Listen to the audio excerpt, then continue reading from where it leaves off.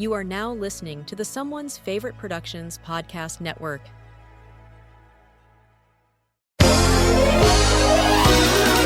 Okay, now for the lightning round. I'm so good at lightning rounds. That's from Friends. It's my favorite show. 20 seconds on the clock starts now. Who is the captain of the USS Enterprise? Oh, crap. Is it, Captain Stubing? No, Morgan? Crunch? Next question. Which superhero is Tony Stark? Stark. Did Game of Thrones have superheroes? I only watched 2 episodes. What planet were Luke and Leia born on? Planet Fitness? Oh, time's up. Sorry. And now, a word from our sponsor. Hey everybody, Mandy Kaplan here. Please check out my podcast, Make Me a Nerd, where each week an incredible guest tries to baptize this mainstream mom into the world of sci-fi, fantasy, and all things nerdy. Available wherever you podcast. That's our show, folks. Wait, I just thought of it. Padme Amidala gave birth to her twins Luke and Leia on Polis Massa. No, that's dumb. Is it Planet Hollywood? Hello there, and welcome back.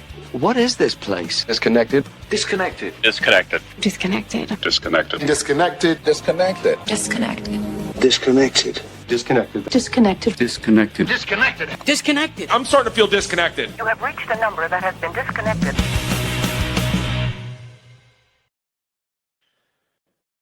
Hey, all, and welcome to Reconnected, another Thursday here live, and here with one of the big guns. We got Mr. Brian Saur from Just the Discs. Hey, buddy. How you doing, man? You always got to embarrass me. And Barry, I mean, let's be honest. In this space, you are a genuine celebrity. I mean, Oh my gosh. people adore you. People love you. People want to take pictures with you out in front of New Beverly. Like, what is that like? That's amazing. I mean, it's a very localized celebrity if it's a celebrity at all. You know, Not if you're at the New Beverly, if you're at the Vista, maybe it might happen, but otherwise, you know, it's not a thing. So, but that's very kind. I appreciate it. Or if you're like me, you just invite Brian out to Korean barbecue and you have to take the picture there. That works too. Yeah. I have a story about that later when we get into what we've been watching. Ooh, interesting. All right. I'm genuinely stoked you're here. You obviously host the Pure Cinema podcast. You are the face, the voice, the name behind Just the Discs. You have been doing a lot of screenings around the Los Angeles area. Have been doing what you can to hold up the world of cinema on your shoulders. How's everything been going? Everything's going pretty good. It has been, I was just talking to you before we got live here, and it's been an interesting year because it's been about a year since I was on, and folks are very sweet. And it's been a lot has happened, I think, for both of us, certainly. And we're going to talk about some of the stuff that's been going on with you, which people know about, and which I'm very excited about. Congrats on Antenna, and Thanks. I can't wait. But personally, just real quickly, before when I spoke to you last year, I was married, and I am not married now. And Big difference. It's a big difference, and that's okay. You know, it was an amicable thing. It was just something that it was just time for it to happen. So I'm in a different space. If you've been watching my channel, you know this is my apartment. This is not my house, and you know, things are pretty good. I have a girlfriend, and she's great, and so I spend a lot of time with her, a lot of time watching movies with her. In fact, some of the movies I might talk about if we talk about recent watches would be things we've watched and stuff like that. But yeah, it's been, in terms of a personal shift, it's probably been one of the biggest in recent memory in my life. Yeah. But for the good, ultimately, you know. So, how about some Pure Cinema highlights from this last year? What would have been some of the big standout moments for you? Let's see, Pure Cinema. I mean, it's just an ongoing thing. We had a nice screening of Zero Effect as part of the American Cinematheque Friend of the Fest series. That was really neat. I know that we had some folks in the crowd there that had never seen that one before, and it went over well. And you know, here's fingers crossed. Here's hoping for a Blu-ray. That'd be great for that. But I'm trying to think. I don't know. We did our Kubrick episodes. Those were well received. We had Edgar Wright on the show. Just a little guy named Edgar Wright. No big deal. He's been, I gotta say, not to be whatever, but he's been really sweet about enjoying the show. Like, sent me a message saying how much he liked the Kubrick episodes and stuff. Just stuff like that. You're just like, what is happening? Yeah. And that's been really nice. The Kubrick, I think, was one of the highlights. The Kubrick double episode we did got a lot of nice feedback and was a lot of work, but worth it. And yeah, I mean, we just keep going. We just keep going. Thinking about new episodes, and that is a lot of what helps me put my movie watching focus onto things and not get scattered. I like having stuff to do and stuff to research. I have not thought about it in a long time. What is this, year 7 of Pure Cinema? Actually, we're gonna be starting into 9. Oh Jesus! 2017, February 2017. So it'll be 9 years in February. For some reason, I thought it was 2018. Yeah, that's insanity. Yeah, it's nuts, and we're excited about 10 years. We got to come up with something good for that. I don't know what we're gonna do, but yeah, that's a long time. It's a long time. You realize that, like, if there's younger people that listen, like one of the things that got me, I think it was last year, maybe it was 2024. We had a kid come up to me at the New Bev, and he was talking about how he'd been listening since he was in high school or something. And you think about 9 years, you're like, well, that's 2 entire high school classes went through, if they, not to say that young people are listening to the show, because it's a lot of older people, but there are some younger folks that listen, and it's crazy to think 9 years is a really long time for a lot of people and younger, This is true. I've been doing that myself lately. It's really interesting when you're like gauging timeframes in terms of years. The number doesn't always sound big, but I started thinking about it and I was like, wait, my oldest was 6 years old when I started Disconnected. He's literally about to go into middle school. Like, that is so much of his adolescent life that's just been, oh, my dad's on YouTube. And now, like, my youngest is saying that he wants to make movies when he's older now. My oldest is writing essays about paranormal activity and making fun short films on his Google Chrome for school. Oh my gosh, that's so cool. Mimicking paranormal activity. I love that. And I mean, none of this would have happened, I don't think, if I wasn't doing stuff in front of a camera. So it's crazy that they've been inspired that way. But man, I love it. That is so cool, man. I'm so happy for you. That's great. So other than Pure Cinema screenings, what are some of the other films that you've shown around town? And tell people about the theaters that you show them at. I think that's the most interesting thing, because you and I take it for granted, but there's a lot of places that don't have rep screens like you have access to at all.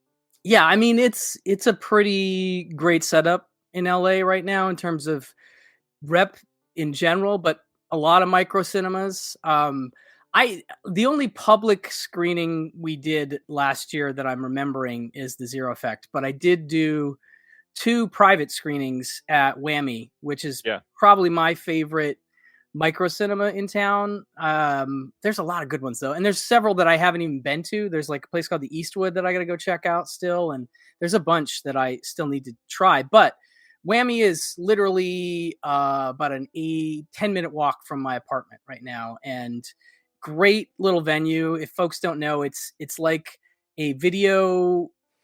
They sell videos, VHS. They're analog, Whammy analog media. Specifically, so, yeah. So it's like Laserdisc and VHS, and they definitely keep an eye on things that are often less available on disc. I can sense that when you go in there, you're like, oh, there's a lot of stuff here that's not really on disc. And so Eric, one of the guys there, really nice guy, is aware of that stuff. So it's neat to go in there and look around, but they have a really nice micro cinema with a few rows of theater seats, and then they have a lot of padded seats they can put in, so they can seat about 45.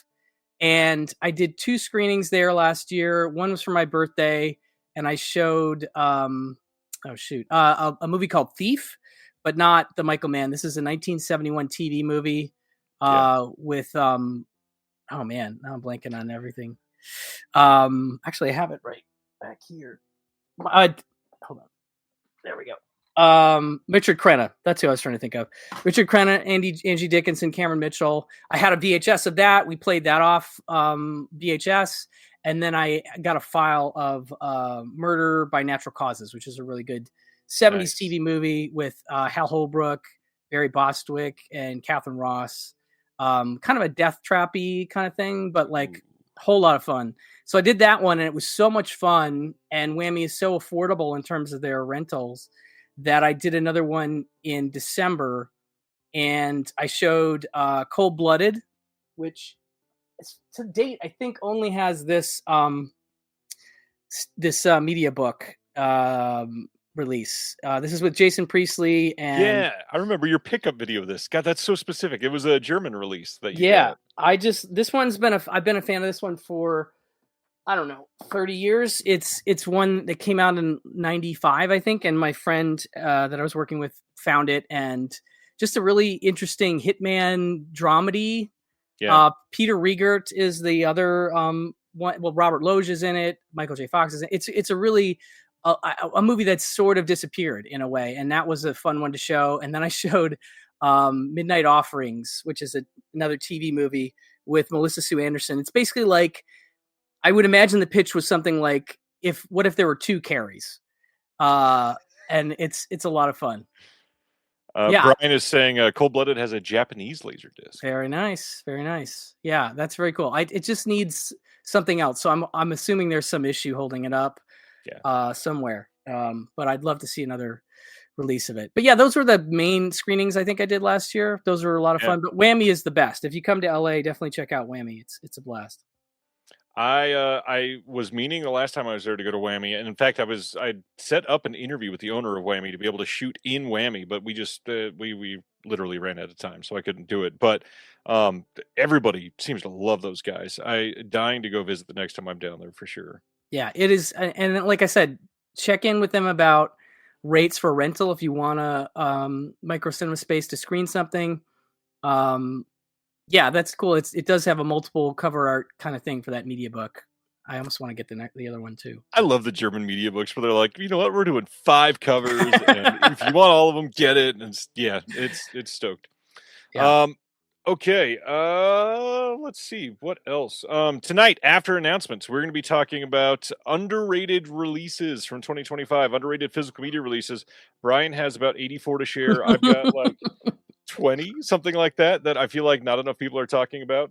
I've got a couple that I don't understand how nobody nominated them for the Shelf Shock Rewind Awards this year, because they're incredible. So we'll get deep into those, but let's go into some pickups. What have you been buying lately? Okay. There's a lot here, but I'll go quickly. Let's see. We'll start with this. Goodbye Columbus. This is the Fun City Edition's new Blu-ray. I've been a fan of this one for a long time. I haven't even had a chance to crack it yet. I'm excited to, but has a commentary by my pal Bill Ackerman, new video interview with the composer, onstage conversation with Richard Benjamin, and a bunch of the other folks involved, including Ali McGraw and Larry Pierce. I like this movie a lot. It's sort of a coming of age, but like it's a like college age type thing where you have Richard Benjamin kind of falling for Ali McGraw, and she's kind of out of his league. He's like a working class Jewish guy, and she's, upper class kind of. Oh, that's very nice. Thank you. And they just sort of end up connecting, but it's a little bittersweet. It's just a really great movie that I'm very excited that John got this, and very excited to check that one out. Shout out to Hertzberg. We both love Hertzberg a lot. I was just talking to him on the phone today. Nice. He and I have a lot to talk about lately, just personally and stuff like that. So we talk quite a bit. I just got this in the mail, like a Dead Man 4K from Criterion. I'm a Jarmusch head from way back, and this is really exciting. I'm very excited to see this in 4K. Black and white always really gets me going in 4K. So this is a beautiful movie and funny, and great score, and I'm very much looking forward to checking that one out. Again, I don't want to take forever on this stuff, but do it. We love seeing this. That's why you're here. So this just literally showed up today. This is this one's very exciting. They did correct the little error, so I think this is the one I'm going to keep. I had the Kino, and the Kino was good, but Night of the Juggler from Transmission, and Transmission, by the way, talk about batting 1,000. I mean, every single one. I can't wait for the Stunt Man. I can't wait for Cutter's Way. These are really, really exciting 4Ks coming from Fran and Transmission. And this is a really cool sub label. It's become actually one of my favorite sub labels, like right out of the gate. Already. And I haven't even opened this, but I've seen people open this thing up, and there's just so much good stuff in here that I don't. Which I'm not even. We can get into or not how much I feel about extra stuff. I don't need it. I don't mind it, but I don't go out of my way to get it. In this case, it was just what comes with it. But yeah, very, very excited about Night of the Juggler on 4K corrected. Let's see here. This one would almost be on my list. Ooh, yeah. This is Motorcycle, which one of the I feel like the Russ Meyer Severance stuff definitely got a general buzz, but I don't know this one in particular. I hadn't seen, and so checking it out for the first time in 4K was really great because I'm determining that Russ Meyer is. While I love him as a filmmaker, I think I love his early stuff a little more. I'm, the faster. I want to say this is the same year as Faster Pussycat. It's around then, yeah. Yeah, it's like they're both 64. I think this comes out right before Faster Pussycat, and it's almost like I've seen it said that this is like a dry run for Faster Pussycat, except it's like a gender flip. So you have a bunch of guys, which is a little creepier, a little harder to watch. But there is a certain charm to his filmmaking, and this is very softcore, so there's no nudity or anything in this one, but it's got Alex Rocco in it, which is maybe one of the more high profile actors he's ever worked with, and there's some bizarre stuff with him, but yeah, I definitely was.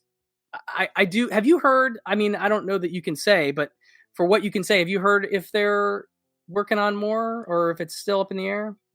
Yes, we can now because they've said it publicly. Have they? Okay. Podcast episode for the new year, they were teasing because this is the what is this? The 20th anniversary of Severn, I think, in 2026. Oh my gosh, that's amazing. So they made a big deal on their podcast, and they said yes, we can confirm now that finally more Russ Meyer is coming. That first deal was only the 5 titles, so it's not like they were holding them back. After those came out and they did well, they went back to the well and they were able to get some more. So it is exciting. Fantastic. No, I'm very excited to see what else they have, and I just love that. I think David is a great collaborator for this. Oh, absolutely. So like I just think Severin and Russ Meyer, that to me, like I couldn't say there's another label that I don't know. I'm just really happy for him. I think it's a big deal and it's exciting. So can't wait for those announcements. I think they've definitely that's the right choice. They came together. Just those two brands working together makes a lot of sense. Absolutely. I just got this. This is the Via Vision 4K of John Carpenter's Vampires. Nice. This has already got a shout screen. It does, yes. Yeah, that's what I thought. So I'm assuming this is basically the same, although it looks like maybe there's a new video essay on here. That and I is there a booklet in that one too? I think the booklet. Yeah, there's a booklet and the Troy Horwath commentary. Is that that says 2025? Did they both come out in 2025? I think so. Okay, so maybe that commentary's there too. But anyway, I like this one. Elric and I joke about this movie all the time. Got Wood Padre is just something we like. This whenever this comes up, we can't help but quote that line from the movie. It's just endlessly enjoyable. Let's see here. Okay, let's just do. Okay, so I've got a bunch from the last. This is basically from the Vinegar Syndrome sale, but I haven't opened these, so I'll just flip through these really fast. Just because I know it's old news at this point, but I picked up Blue City. I don't know why this one. It's like every time I watch it, I'm like, this isn't as good as I want it to be. Right. But I still find it really entertaining, and I love the idea of Judd Nelson as this guy who comes into town and just starts messing with people, just starts tearing stuff up and making a nuisance of himself. And something about that even though you can tell like this is not a good idea. This is going to go bad. Right. It's still kind of fun, and the fact that Ali Sheedy's in it, I don't know. I think there are some people out there that would dig it, and I don't know why, but the olive Blu-ray was not enough. I'm like, I need a special edition of Blue City for whatever reason. I don't know. Okay. Time Crimes. I got the 4K. I mean, this is great. This is great. Yeah. I mean, I'm such a huge fan of this. I love that it has, I think the Umbrella had this too. The chronological, not that I want to watch that, but like, right. There's a lot of good stuff on here, but this is just, I'm a big time travel movie guy, and this is, in recent memory, this is one of the best, I think. It's a good one. Yeah. Yeah, really, really nice. Nacho's a great filmmaker overall. Yeah, definitely. I like his stuff. I would love to see him do more like that. I don't know why. Agreed. I picked up Iced, the Degasser. This is one I've seen, but like, and I remember some of the kills in it, but I just was kind of feeling like a goofy slasher, and I think it was it was like at least 50% off. It was a good deal, so I had to snag that. The Strange Affair. This one I just have heard decent things about, but I've never seen it. Directed by David Green, who I think, did he do I Start Counting, maybe? I want to say he's the I Start Counting guy. I believe so. Yeah. And I think he did this before that. And this has Michael York in it. Detective Sergeant Pierce is obsessed with taking down a local kingpin, Quince. Yeah, I don't know. This is just one of those movies that I'm like, I don't know what this is, but it's in a spot in terms of time and cast where I'm like, this could be interesting as a potential discovery. So, yeah, so I snagged Strange Affair. I got suckered by Garbage Pail Kids. I don't know why I felt the need to get this. It's a disgusting movie. It's a terrible movie. But, and I always joke with my boss, because my boss, I work for a movie marketing company, and my boss worked for Fox at the time this came out. I want to say this is like the first movie he ever worked on. He did marketing for it back in the day. Yeah. And I just told him, like super nerd, in one of our staff meetings, I'm like, hey, you know that Garbage Pail Kids is coming out on 4K? I think he was amused momentarily anyway. But yeah, I mean, it's just one of those movies that's so uniquely like no other movie that that's I just couldn't not get it. I don't know. 4K, yeah. We'll see. I finally grabbed Joy of Sex, just the standard cinematograph. Yeah. I mean, I do love Martha Coolidge. I know there's some people who just hate this movie, like hate it. And I gotta say, I don't know. I think it's all right personally, but you know, I get it. Everybody's not going to be a fan. Another one I haven't seen, Female Perversions. I snagged the standard of that. I've heard good things about it, but I don't. I never did see it, so that's another possible discovery. And then this one I have seen. I actually saw for the first time last year. This is Last of the Red Hot Lovers, which is really fun, really funny. Alan Arkin, and actually one of my favorite Sally Kellerman performances. She's like incredibly funny in this. Yeah. Really, really enjoyable stuff. And then just a few more here. Thunderheart 4K. Nice, just came out. Yeah, I'm just been. It's the right time that I'm ready to revisit this, especially after if we talk about recent watches. There's a recent watch with Val Kilmer that ties into me being excited about rewatching this. But it's been a long time since I've seen this, and I remember liking it, but it's been so long that it's like it's a little fuzzy at this point. And then just a couple Warner Archives that I'm really excited about. One is called On Borrowed Time. Yeah, this is a really great like classic film with Lionel Barrymore, where it's like a fable. It's kind of like one of those kind of overly sentimental movies, so it might turn some people off, but the idea is that he tricks death into getting caught in a tree, and that's a whole mythology thing. And then death is unable to kill anybody during that time, and they have to have some kind of reconciliation. But how it gets there, it feels like very Capra-esque a little bit, but slightly, I don't know, I can't quite quantify it, but I'm a big fan of this one, and it was one of the first, if I remember, it was one of the first Warner Archive DVDs that got released, and it was one that a friend of mine at the video store back in the early 2000s was a huge fan of, and I had never seen it, and then when I watched it, I was like, okay, I get it. And the kid's pretty good at it. It's about him and his grandkid, kind of.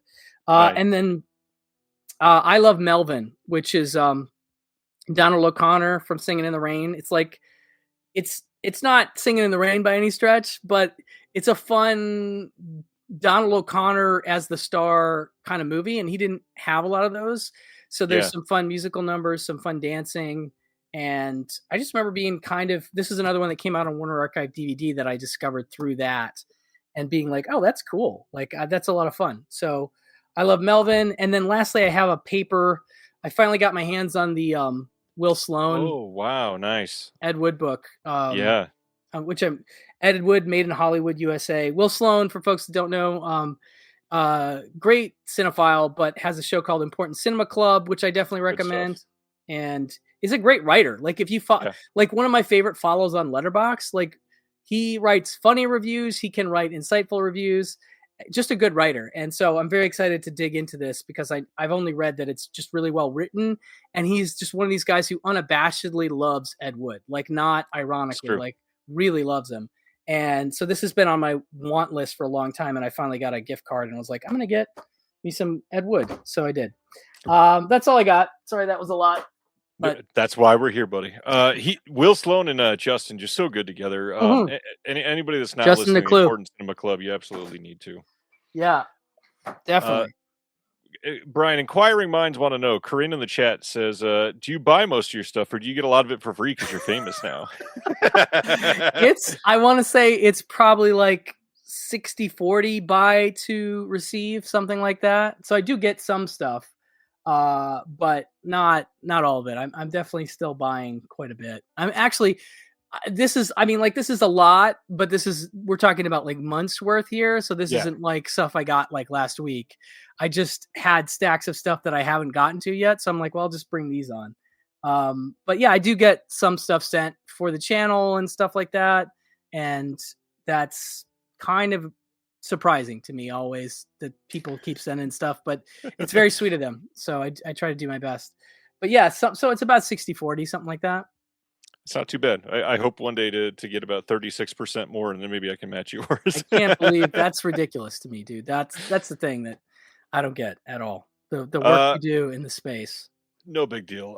Speaking of buying things, to proof that I bought this one last weekend, I was out with a couple friends that had flown in, physical media friends that I've known literally online for like 7 or 8 years. We met in person for the first time last weekend.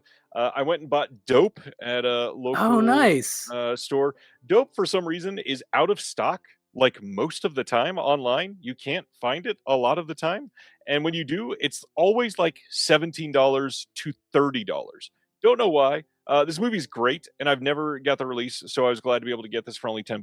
So very nice. Just came out. One of my favorites from last year. Everybody should see this movie. This is not at all what you're expecting going into this. Roofman on 4K with Channing Tatum. This movie is genuinely great. Kirsten Dunst is incredible in this. I loved this movie. I cannot wait to watch it again. I think it is genuinely like freaking fantastic. One of my really good friends I was hanging out with the other night told me, he's like, dude, I really think you'd like Roofman. And I gotta check it out. I really gotta check it out.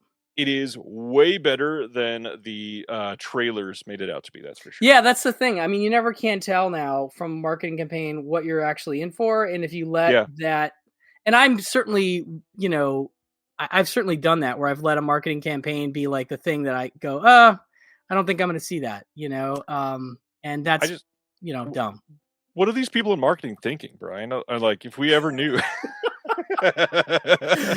I mean, I wish it was, it's a complex thing. Let's just put it like that. It's a complex thing.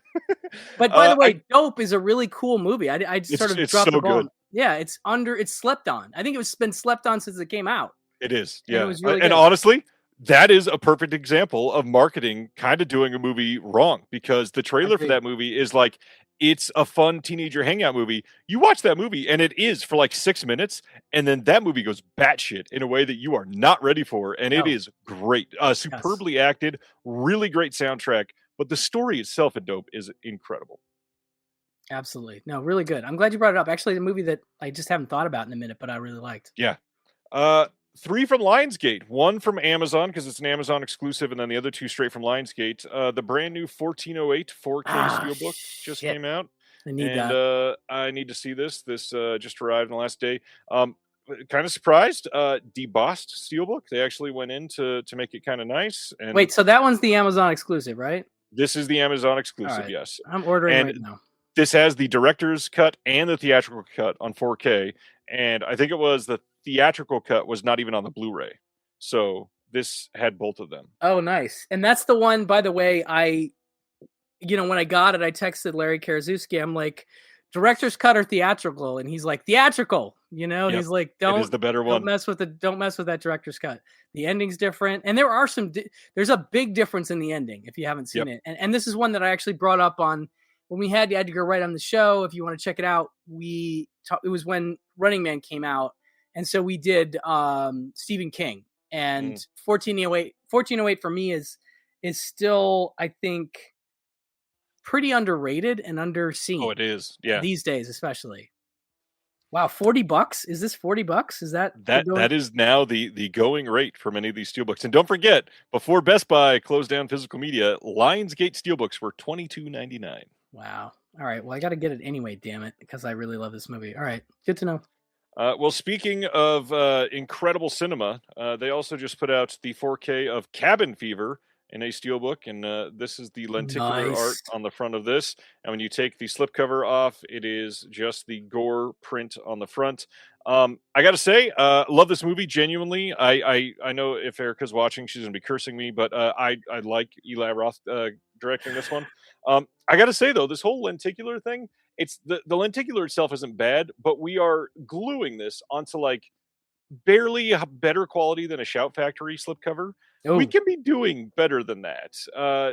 There's way better ways to take care of this. No, I have never hated Cabin Fever, Sib. I love that movie.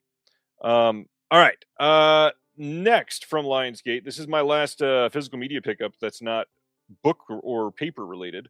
Another one that this is what made me pull the trigger on a Lionsgate order.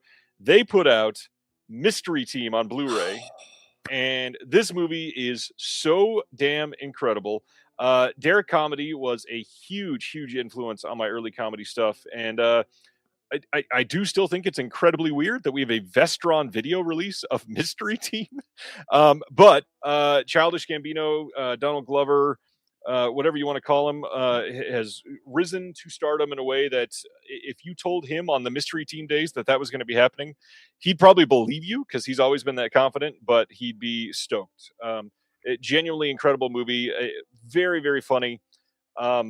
Think 2000 style comedy, but like maybe one of the best of the best. Yeah, I gotta say that one I've been shilling for since it came out, pretty much. Like I can't remember how I got to see an early. I had a friend who's a screenwriter who, for a brief period, was like, we should do these little screenings at bars, and he got an early copy of it, and we watched it at a screening. Nice. And I was like, this movie rules so hard, it's so funny and so ridiculous. And I just have been such a fan. I've been waiting for that Blu-ray. Actually, I think I have one coming. I think I have my copy coming. But yeah, just everything Donald Glover, they're all funny, but everything Donald Glover's doing, especially in the beginning when he goes to the neighbor's house and is just trying to be like a normal neighbor guy. He's like, we're laughing. Just like everything he's doing is hilarious. Yeah. 40 watt, eh? Just talking about the light bulbs. This ridiculous, stupid. I can't. And hey, did you fuck this bread? It's still one of my favorite jokes in a movie like ever. Beyond that, if you are into Mystery Team, maybe you'd never seen it before and you're watching it for the first time, please go on YouTube and look up Derek Comedy and watch some of the stuff they still have out there. It's ridiculous. Some of the stuff that they have out there for free that you can see on YouTube from Derek Comedy is better than like what most comedians dream of doing. I love their stuff. All right, so A24 sent out their newest zine. This is that copy here. They got a Marty Supreme little fold-out poster in the middle of that one this month. And then, of course, right about the same time, we got in the brand new Fangoria with Sam Raimi's Send Help on the cover of this one. But one thing I really wanted to call out tonight, and I've got years ago on the channel, I did a video about these guys. Layered Butter. Yes, that is a real term. That is a weird name for a company. However, Layered Butter is essentially an art-focused pop culture company. They have made their name by putting out I don't even know what you call them. They're not magazines. They're kind of art books, but there's also like articles dispersed in between. They're more like coffee table books, but they're not hardcover or anything like that. They are gorgeous though. We're talking like full art spread from like big name artists that you can buy this whole it's basically like a high quality magazine, I'm going to say. And they're not bad. They're like $40 and they only do 2 or 3 a year. Maybe they've kind of slowed down because of the pandemic, but before that they'd done like 7, I think. They've done a Quentin Tarantino one. They've done a Wes Anderson one. They've done a few others that are like really stylistic individuals to inspire these. And they, over on their Patreon, have started something called the Tiny Poster Club. You can sign up. I think the cheapest one is only $5. They might have a level that's at 10, and then they have their VIP, which is 15. And you can sign up and you get tiny posters sent to you every single month. This is commissioned artwork for Jurassic Park. And then here is one for Sinners. And because of when I signed up, I was like weird in between 2 months. So I got 2 within 1 week. So they just happened to show up at the same time. I love their artwork and I will genuinely use them. And also they're shaped to be postcards. So if you want to use them for something else, you got them in here. You can put them in a portfolio. I love the art that they choose. So I wanted to highlight it. And Layered Butter. Check them out. Layered Butter. That's how I like Brian, my popcorn. You watch that was good. You watch a lot of stuff. What have you been watching? Okay, so this is sort of a curated list. Let's do it. But okay, so my girlfriend, she's in Portugal right now. She gets back Saturday. But her mom came to town. Her mom's like 84, the sweetest woman ever. And she was hanging out with us. So we were kind of just watching movies with her mom. And one night her mom was totally down to watch Night Shift. So we rewatched Night Shift, which is one of my favorite 80s comedies of all time. Still one of my favorite Ron Howard movies. And I just think one of the best Michael Keaton breakout kind of things. Yeah. My girlfriend and I quote this movie all the time. So it's a classic. This seemed like a timely watch, rewatching The Insider, which is maybe my favorite Michael Mann. Ooh. Yeah, I think so. I think it's tough, but I just love this movie so much. And obviously with the stuff with, I think it was CBS again, happening. It was really seemed like, oh, let's watch The Insider again. And I still think it's amazing. And please 4K this motherfucker now. Yeah. God damn it. And then, so one of the things that my girlfriend and I are big mutual fans of is documentaries. She's a big documentary person. So it's been really exciting to me to share some of my favorite docs with her. One of them is actually in my stacks over here that I'll talk about later, because it's it's an exciting release from me from 2025. But the stuff that, well, actually one of these actually has come out recently. But so I was showing her a bunch of docs that I love. And one of my all-time favorites is Hands on a Hard Body, which is only on DVD, but my God, this movie is just, I mean, this is like American movie level good, in terms of the characters that you meet. American movie level, Vernon, Florida level. I got to show her Vernon, Florida, by the way, too. But yeah, this one, it's just about a contest in a truck dealership in Texas where a bunch of people put their hands on a truck and the last person to take their hands off wins the truck. And the people that are involved in this contest are all characters and all entertaining. And this movie is just, I absolutely love it. I was thinking like, it'd be great to get a Blu-ray of it, although it's shot, I think on like mini DV maybe. Yeah. But I know this is a big Quentin Tarantino favorite. Like it's maybe one of his favorite docs I've heard. And they played a 35 print of it at the New Bev. And part of me was like, maybe that's not your source, but it'd be great. Like they did with the, the Sean Baker, like Takeout and Prince of Yeah. Broadway, where they bring him to film and scan them back, or however they did it. I forget. Right. But I only saw Takeout for the first time through the Criterion transfer, and when it looks filmic, it's a totally different thing. And so this would be really interesting in that way. I don't think it needs it, Right. but if we're gonna get a Blu-ray, maybe that if something like that happened, I don't know. It's so good. This actually did just come out and is really great. And this is Hearts of Darkness, the 4K from Lionsgate. Now, I've read online that it's missing some Eleanor Coppola documentary shorts that I think are on some kind of British release. I don't know if it's a 4K or just a Blu-ray of Hearts of Darkness, but I'm like, now I got to get that too. Right. But my girlfriend hadn't seen this one, and I realized this is like maybe one of the first documentaries that made me understand how great documentary can be. Yeah. And just to see, especially with Coppola, now you have Megadoc, and so you could go and watch Coppola dealing with Apocalypse Now, and then you can go and watch Megadoc on Criterion Channel and see him dealing with, Apocalypse Shia. Apocalypse Shia, exactly right. And he is dramatic right out of the gate, man. Holy smokes. But yeah, this documentary is truly spectacular, just in terms of they have archival footage, obviously, of the actors, including like a 14-year-old Lawrence Fishburne. And then they have, like them reflecting on the movie in the like early 90s. Yeah. But then they do this great thing where they use Orson Welles's, I think it was a radio broadcast of him reading Hearts of Darkness, the Conrad book. And so they'll take little clips of that and they'll play it over footage of it's really well put together. I know it's not just Eleanor Coppola, it's George Hickenlooper as well, but it's really such a great put together documentary. And you watch it and you see Coppola in the movie just being like, this movie sucks. This is never going to be, it's inspirational in that way that you're like, wow, he was so not thinking this was going to be any good. And he was wrong. So great release. And then the last one is a DVD only release from Shout called Off the Charts. This is a recommendation from my friend Brendan Small. He what a really, name dropper, Brian. I'm sorry. I just have to be honest. He's the one who I wouldn't know about this. I'm kidding. I'm not trying to be an asshole. Which, by the way, if somebody out there has never listened to them, go listen to all of the episodes of Just the Disc with Brendan on them. They're some of the best.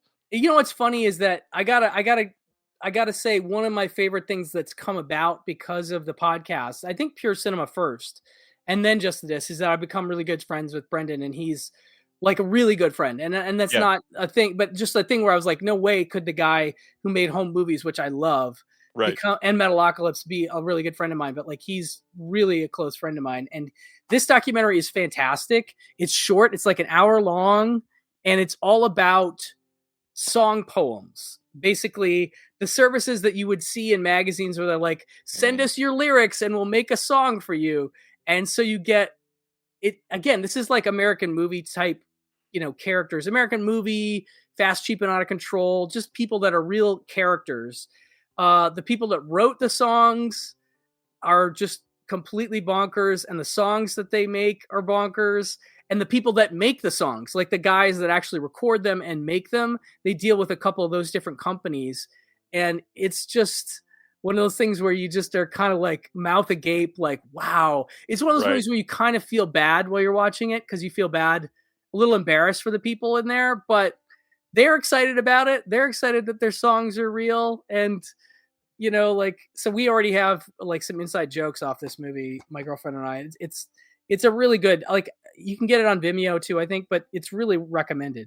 I watched the Zombies doc from Utopia, Hung Up on a Dream. I'm a big fan of the Zombies, one of my favorite bands of all time, the 60s band. And this is Robert Schwartzman's documentary. And it's fascinating because I guess there's some things I knew and some I didn't. But a lot of it has to do with the fact that the Zombies were a band that never really got a proper shake.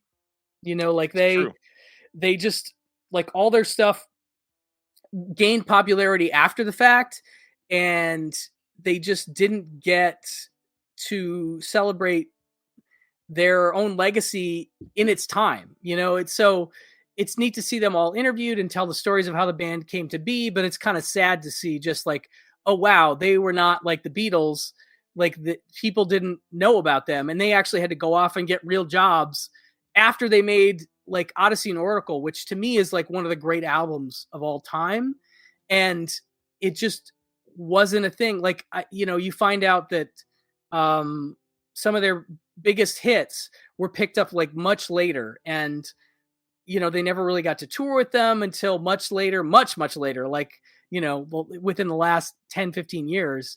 But it's a pretty good doc. I got to say, I enjoyed it. And I just love their music. It's very sweet.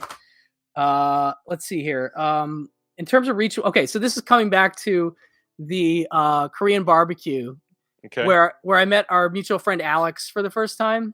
And that was great, because Alex has become like a really good friend of mine. Yeah. And he's a sweetheart, and we go to movies all the time. I went to see House with Laughing Windows at Cinematic Void, which is one of our local screening things they do at Los Feliz 3, which is close, on Monday night.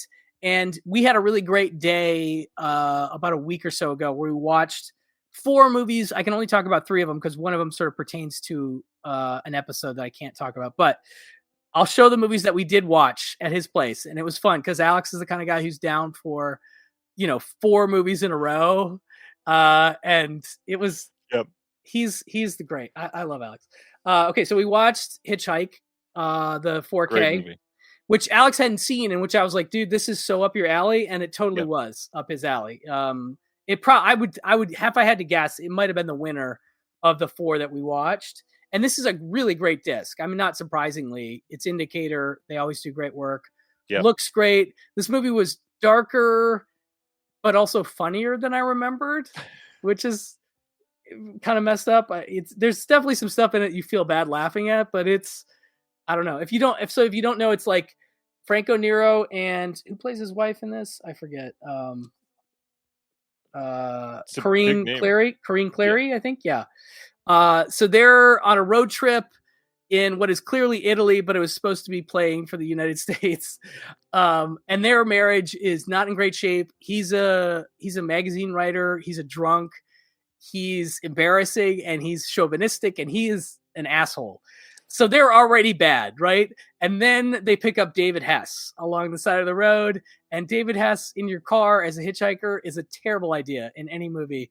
But it's actually one of my favorite David Hess performances too. I think he's really good. And then when David Hess and Franco Nero start to get into it, the movie becomes really entertaining and fun. And so that was great. So that was what we opened with. And for whatever reason, we followed it with Bushwhacked with Daniel Stern, which I've gotten a lot of jokes since I posted this, because unfortunately he had a little incident with a prostitute. It's been a rough week. Yeah, he got bushwhacked. Everybody's like, he got bushwhacked. And I'm like, yeah, I set that up. I feel bad for the guy. But I'd never seen Bushwhacked, which is like, him feeding off his Wet Bandits character, basically, and having to babysit a bunch of kids in the woods.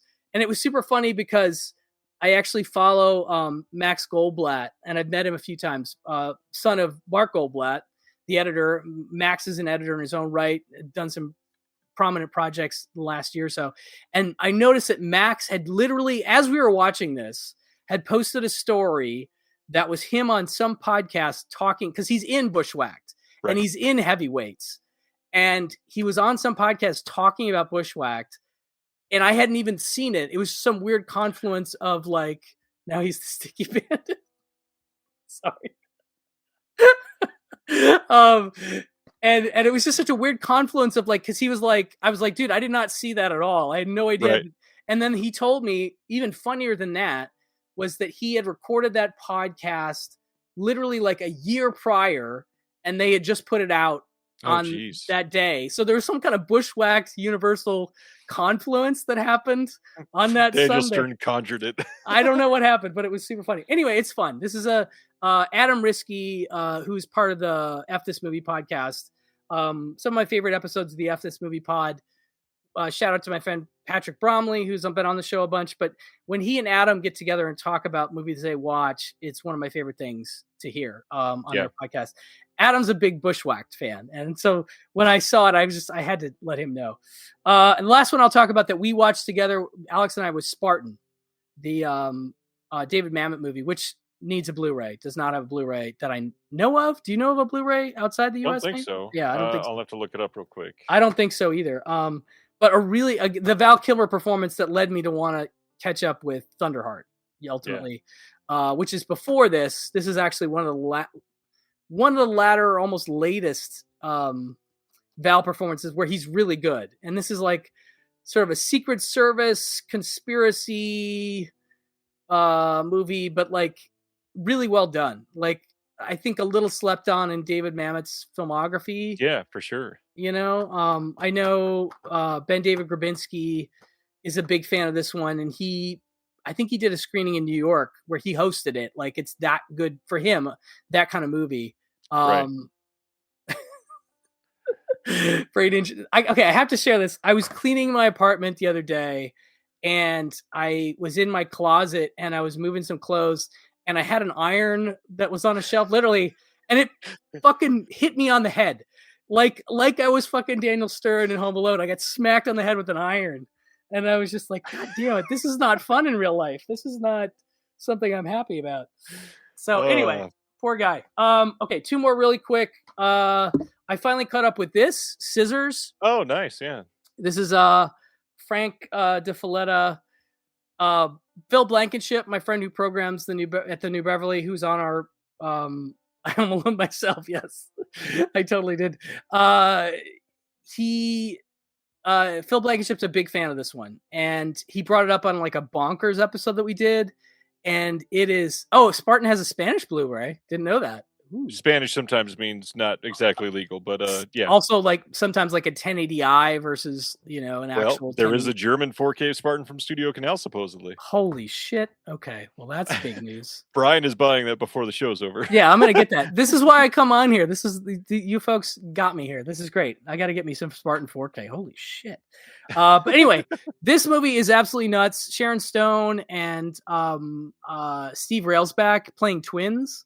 And I can't even begin to describe what this movie's about. There's unfortunate sexual assault, and then just one creepy twin played by Steve Railsback and one nicer twin.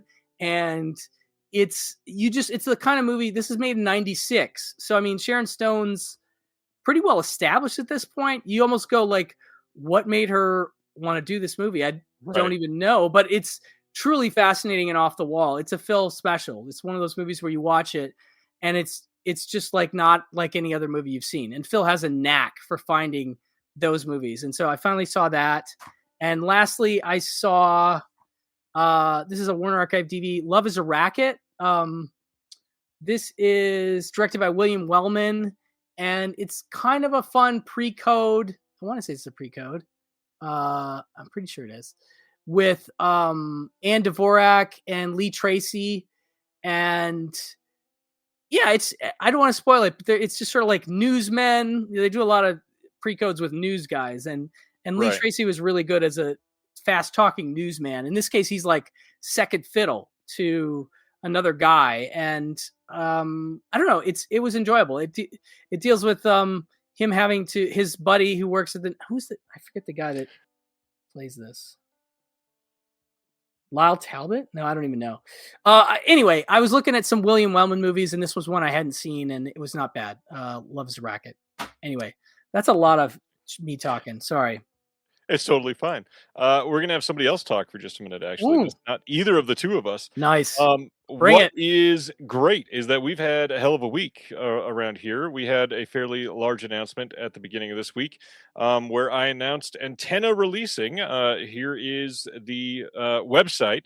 And to celebrate and discuss, here's one Mr. Billy Ray Bruton, the partner in Antenna. Oh, sorry, guys. You caught me off guard. I was just doing my nightly cocaine bath. That's how you get it all done. Amazing. Hi, Billy Ray. Hi, Ryan. Hi, Brian. Good to see you again, sir. This is a lot of Billy Ray. I've seen him twice this week in person online. This is a great. lot of Billy Ray. You I know, love it. I I find love that it. most people thrive when they get a lot of Billy Ray. I have found the same for me. The only people who don't enjoy it is the CDC. Well, Billy Ray, why don't you give your pitch on what Antenna Releasing is for anybody that wasn't here earlier this week?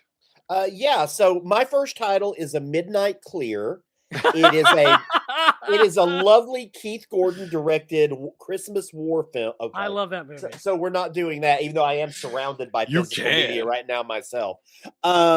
Yeah, Antenna Releasing, which is really exciting, which is something that Ryan and Fran and I have concocted, and it's really exciting. So essentially, we think distributors are awful. Not all distributors. Just most. I there love that are he led with that. That's good. Yeah, I just want to be clear because I think people have this idea that I just hate all distributors. There are some distributors that are crushing it, like Altered Innocence and Yellow Veil, and like so Grasshopper. this is small Grasshopper. There are some bigger ones that are doing really cool stuff too. Like I think Magnolia Pictures does some really cool stuff. Like there are good distributors out there.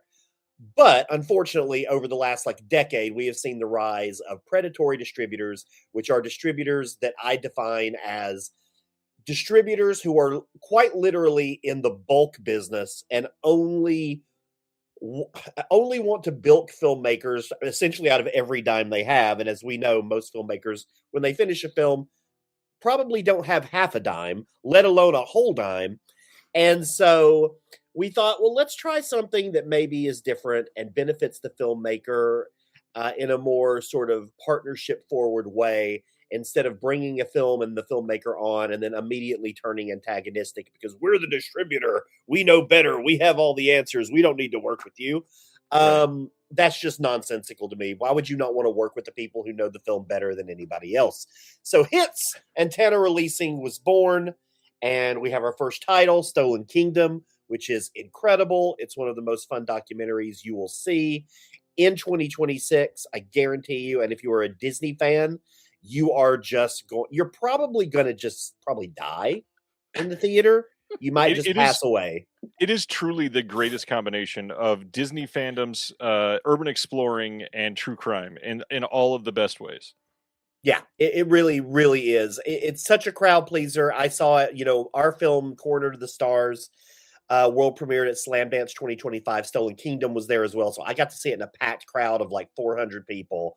And it's a movie you want to see in a theater with an audience. Like you really get that sort of communal theatrical experience, which you don't get from documentaries a lot of the time. Like you're not going generally. I mean, no one's going to, the Angelica Film Center to see Showa on a Sunday, expecting it to be like a big crowd movie. Stolen Kingdom, you can get that. So the big thing here is we are a film distribution company that we are going to be doing theatrical releasing. We're going to be doing streaming, VOD, and then later this year, starting with our very first physical media release. We are not announcing that specific title yet, but you can count on that coming soon. We will talk about that in the amount of time that it will take to get that ready and out into your hands in the best way possible. Billy Ray, your history, how are you one of the best people to be able to work for a distribution company? Oh gosh, well I don't know that I am one of the best. Your experience. I'm just the one you've got. Why am I a good fit for a distribution company? I think because I have seen the business from pretty much every angle. I've worked in film festivals for over 20 years. I've done quite literally everything you can potentially do at a film festival. I have founded film festivals. I've been a festival director, development, programmer, film traffic, created DCP. There's nothing for a film festival that I have not done. But I've also worked in the distribution and exhibition space for years. I've programmed for some large theaters like Rooftop Cinema Club, where I was programming for the US and UK, literally 1,000 titles a month.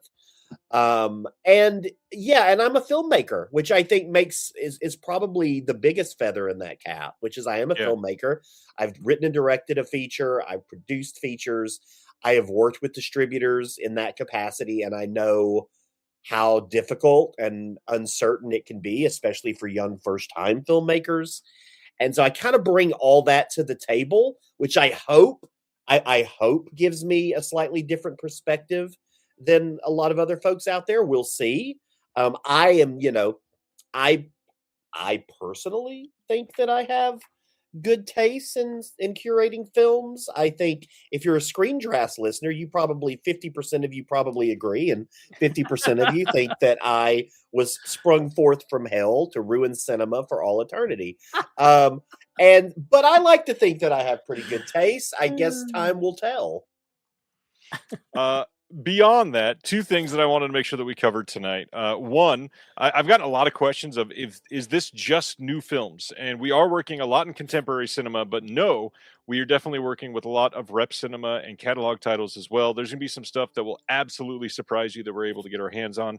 And then the other big thing, you'll notice there are 3 partners listed on the website. We wanted to make sure that we give a shout out to Mr. Francis Galuppi, the third partner in this. He is the director of the 2027 Evil Dead film coming out. He's the director of Last Stop in Yuma County, a film that we both loved. And he is somebody that's got a huge eye for art. He loves focusing on that side. So he is our creative director. And yeah, we got lots of fun stuff going on and cannot wait to share more with these. Yeah. I mean, I kind of just want to announce everything right now, but we can't. It's like burning a hole in my brain, not being able to talk about some of this stuff. Oh, man. Yeah, it's well, I mean, I'm glad you had dinner with a relative. I hope it was a relative that you have not seen in many years, and you decided to reconnect, and it went better than you expected. It's a great night to reconnect, that's for sure. Yeah, love that. What was I about to say? I guess we could say we just found out one of our films got a festival premiere that we will announce eventually, but that was really cool. We won't announce the title quite yet, but it's a really cool film. They actually signed with us before they had even had their world premiere, so and they're going to be world premiering at a very large, very prestigious genre festival that we're very excited about. So more to come. On that note, anything else you want to shout out before we call tonight, Billy Ray? So Midnight Clear is this war movie directed by Keith Gordon. And it is one of the most underrated, even better than that. Let me go through all of the 30 for 30. This collection of 29 Could somebody cut the mic? Cut the mic. Is really fantastic. Let's go through Have a good night, Billy Ray. disc. We love you. Have a good night. Bye, Billy. Bye, Billy Ray. See you, buddy. We'll talk soon. I never get asked on here to talk about physical media, so it's like I got to throw it in when I can. We talk to each other enough. Have a good night. And, bye, guys. Have a good one. Oh, Billy Ray. He's such a character. Oh, my goodness. All right. Some things that I've watched real quick, and then we can jump into the announcements now that we're over an hour deep into the show. Sorry. We'll blame it on Billy Ray. The big thing is this last weekend, got back to the theater for the first time in a couple weekends. Saw Marty Supreme for the second time. The first time I watched it was at home, and nothing compared to the theater. The sound in that film, you have to watch that film in the theater. I did the same as you. I need to see it in the theater, I think, because I was a little. The other thing is that the hype is so high. Yeah, so high, like just out of the stratosphere high, and that's really hard for a movie to live up to. And yeah, so by the time I got to it was already just overhyped to the point that I don't think there's any way the movie could have lived up, except if it had been slightly different. I mean, okay, it is, but my only argument I'll make, and I don't want to take a dump on anybody's like of this movie, is I do feel like the Safdies keep making the same movie again and again and again. Oh, this is absolutely uncut gems, but like +1. Yeah, and that's fine because it's a sports movie on top of it, so I'm into that. But I was kind of like, oh, they're doing their thing again. Okay, that's cool. But the score, one of my favorite scores for sure all year. The soundtrack, although I gotta say, he closes with a song that is the closing song from another movie. and it's one of my favorite movies. So I'm just kind of, and it's one of my girlfriend's favorite movies. So I was just kind of like, I don't know. You're not supposed to touch that. I don't know if you can do that for your closing Yeah. song. It's almost like saying you don't know that movie exists, Right. so I'm gonna do it. I'm like, that's just mean to me. But anyway, it is a great performance. He definitely is an asshole. It's tough to watch. That's true. It's true. But I do need to, point being, I do need to see it in a theater. I haven't seen it in a theater yet, so I got to do that.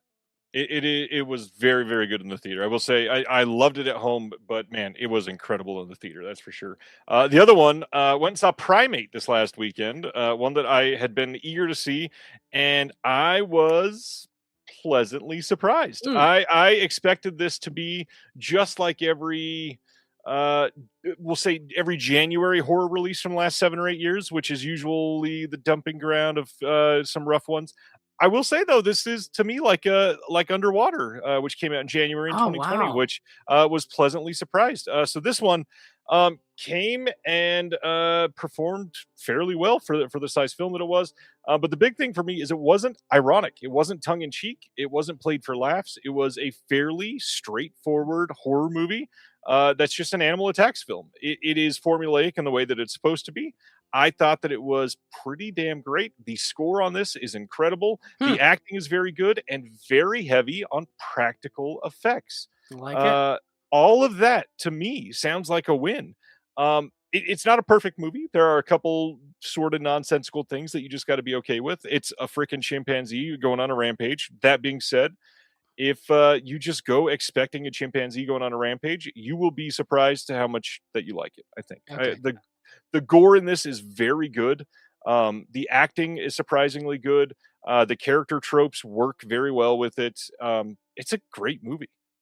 I got to say, maybe he hasn't spoken about it publicly yet, but Elric was a big fan of it too. And I was texting with him just a couple nights ago, and he had just gotten back, and he was just like blown away. Like I think he probably went in low like you, and so now we're causing people to have higher expectations, which is, again, whatever. It is what it is. But now I'm like, I got to go get a ticket for Saturday. I'm going to go see it this weekend. It is worth seeing in a theater for sure. It is a fun crowd film. There was plenty of like gasp moments, genuinely.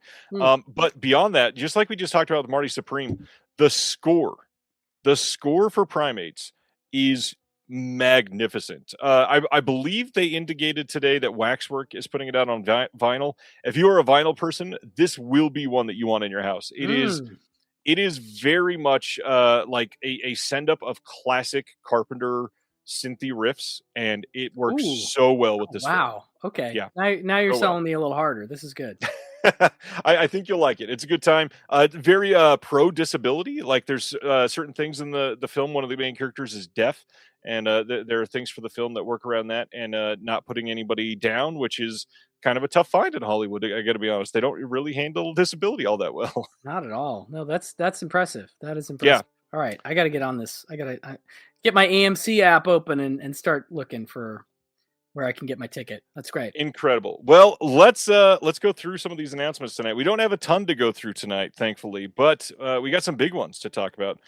These first two are January 25th in Blu-ray from Club Super 8, the new OCN partner label, but these are not, as far as we can tell, going to be part of the OCN side. This is just coming in Sweden. However, Orbit, Diabolic, Brother Belial, they've all been carrying these eventually, so you should be able to get your hands on these if you're after them.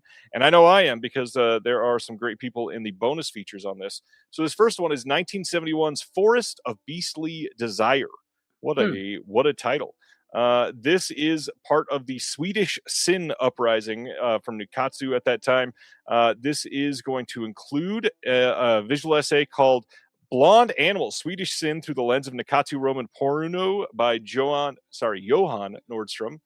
There's also going to be on this an audio commentary by Jasper Sharp, Johan, and Ricard Gramfers, which is going to be great, and this looks very good. But to go with it, we've also got this title, which is Desire First Sex Experience from the same year. And this one in the bonus, we've got Johan Nordstrom again, and then also a visual essay called Queer Nikatsu by Dakota Newt and Christopher Velasco, people who were just recently on the show from the Two and the Pinku podcast, and then another commentary by Jasper and Johan and Ricard.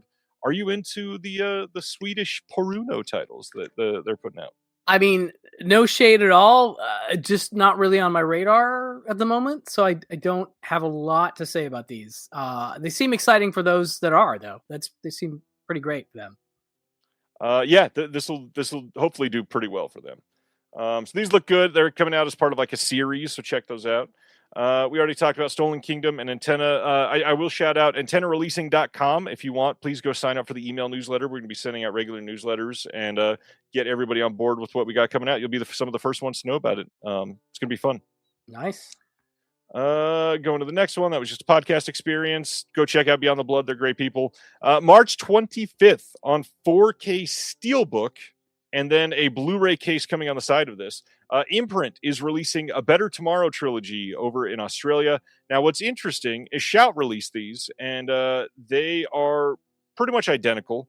That being said, Imprint should have more improved subtitles, and it's got a steelbook. So if you're after that, you've got a little bit more going on here.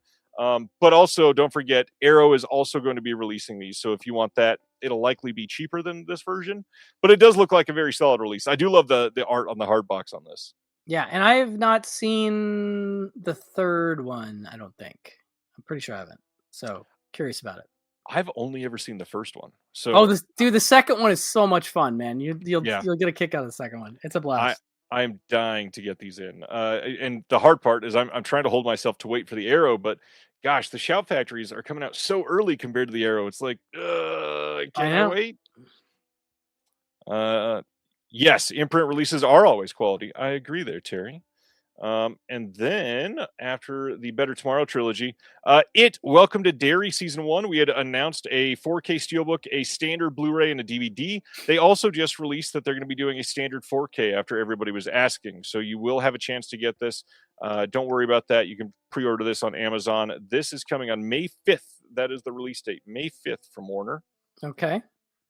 April 7th, we've got Anamigo putting out The Dagger of Kamui. This was a Kickstarter that they had ran, and this is going to be the wide public release of this, and you can check this out. I had never seen this, but a lot of people were saying this was like formidable for them when they were growing up. Coming out in 85. Is this one that you had seen? I have no clue. Never heard of this movie, ever. So totally off my radar. The trailer for this genuinely looks really great. I think people should check this out if you're into this style of film at all. It's supposed to be very good.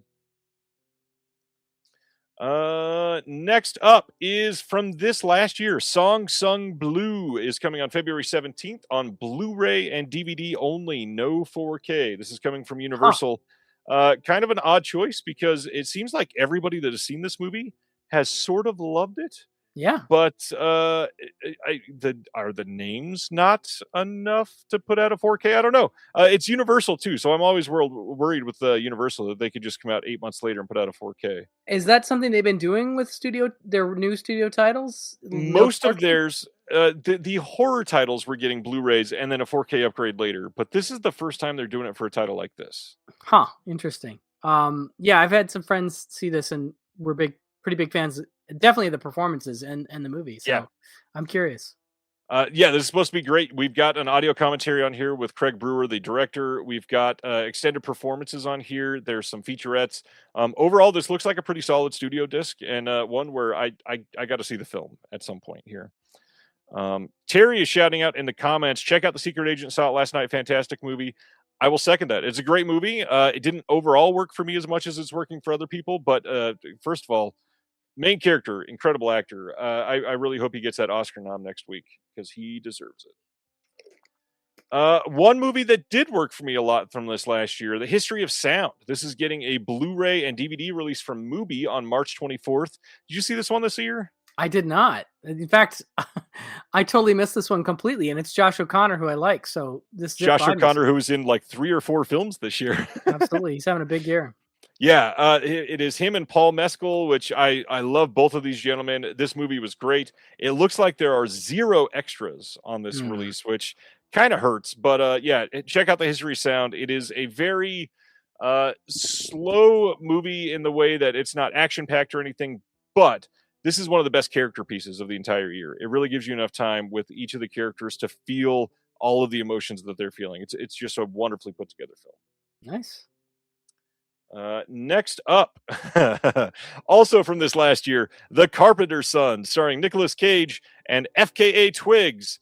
This is coming on February 17th on Blu-ray and probably DVD.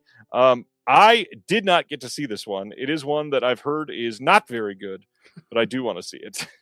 I like to, I'd love to get to like every Nicolas Cage movie ever in my lifetime at some point. That's a lot. I know, it's a lot. So I've got a lot of my work cut out for me. This one I've only heard a few things about. I'm not sure if I need to see it or not, but I'm curious because it's Nick. I'm curious. So, taking that idea and running with it, when Elric makes his next two movies, because his first movie's out, we just got a physical media release for it, Yeah. and he gets super famous, and he has to take off from Pure Cinema because he's too big now. Maybe you launch a second show called Just the Cage. I like it. It's you covering every single Nicolas Cage film. I like it. I think you just hit on something really great. I'm into it. Next, God, we got a lot from last year coming out right now. February 17th, we got a Blu-ray coming from Searchlight, also known as Disney, of course, of Rental Family. This is the Brendan Fraser Japanese film about a family that is, a company that pretends to be family members when people need them to be. And Brendan Fraser is playing the father of this young girl. And this movie, did you see this movie last year? I didn't. Yeah, no. It looked very sappy based on the trailer. Yeah. But god dang, did I love this movie. I thought this was such a surprise. Yeah, I thought this was going to be so much worse. There is a couple things that happen in this movie that are just perfectly written, and the way that they end up happening in the film, I felt like came together very, very well. Okay, that's cool. Got my interest now. We got some featurettes, some deleted extended scenes, solid looking release, and check it out because it's pretty well made. We got some other fairly large news to talk about this week. This is one of the bigger ones. Media Play News. They had the exclusive here that Alliance has announced a new exclusive agreement with MGM and Amazon to distribute all of the MGM titles. Now, what's interesting here is that not only did they call out that they're putting out the new season of Fallout and then Mercy to the retail market, they also announced that they're going to be handling titles like Rocky, James Bond, and Legally Blonde, plus The Silence of the Lambs. These are giant titles that MGM has never let anybody else handle. So the fact that they are not doing the rest of the Bond catalog in-house and they're signing that over to Alliance is a pretty big deal. Not only because obviously MGM has changed hands a little bit over the last couple of years with Amazon taking over, but this will assuredly show people that they are genuinely confident in what Alliance is going to be able to do for them. Wow. This is genuinely a big deal here because Alliance has gotten fairly large. They are handling quite a bit of releases across the board. And the big thing is that Warner Brothers was handling a lot of stuff for places like Paramount, and the fact that we're spreading this out, honestly, I think this is a overall net positive for physical media as a whole. I think that this is going to encourage better like replication factories to pop up. I think that this could lead to more and more catalog titles coming out because Lord knows MGM wasn't doing it all that much. Overall, I think this is a great thing. The only thing that I will say, I really hope that the replication factories beef up 4K discs because last year was a big problem with those being a giant bottleneck for some of these titles. Crazy. Any thoughts, Brian?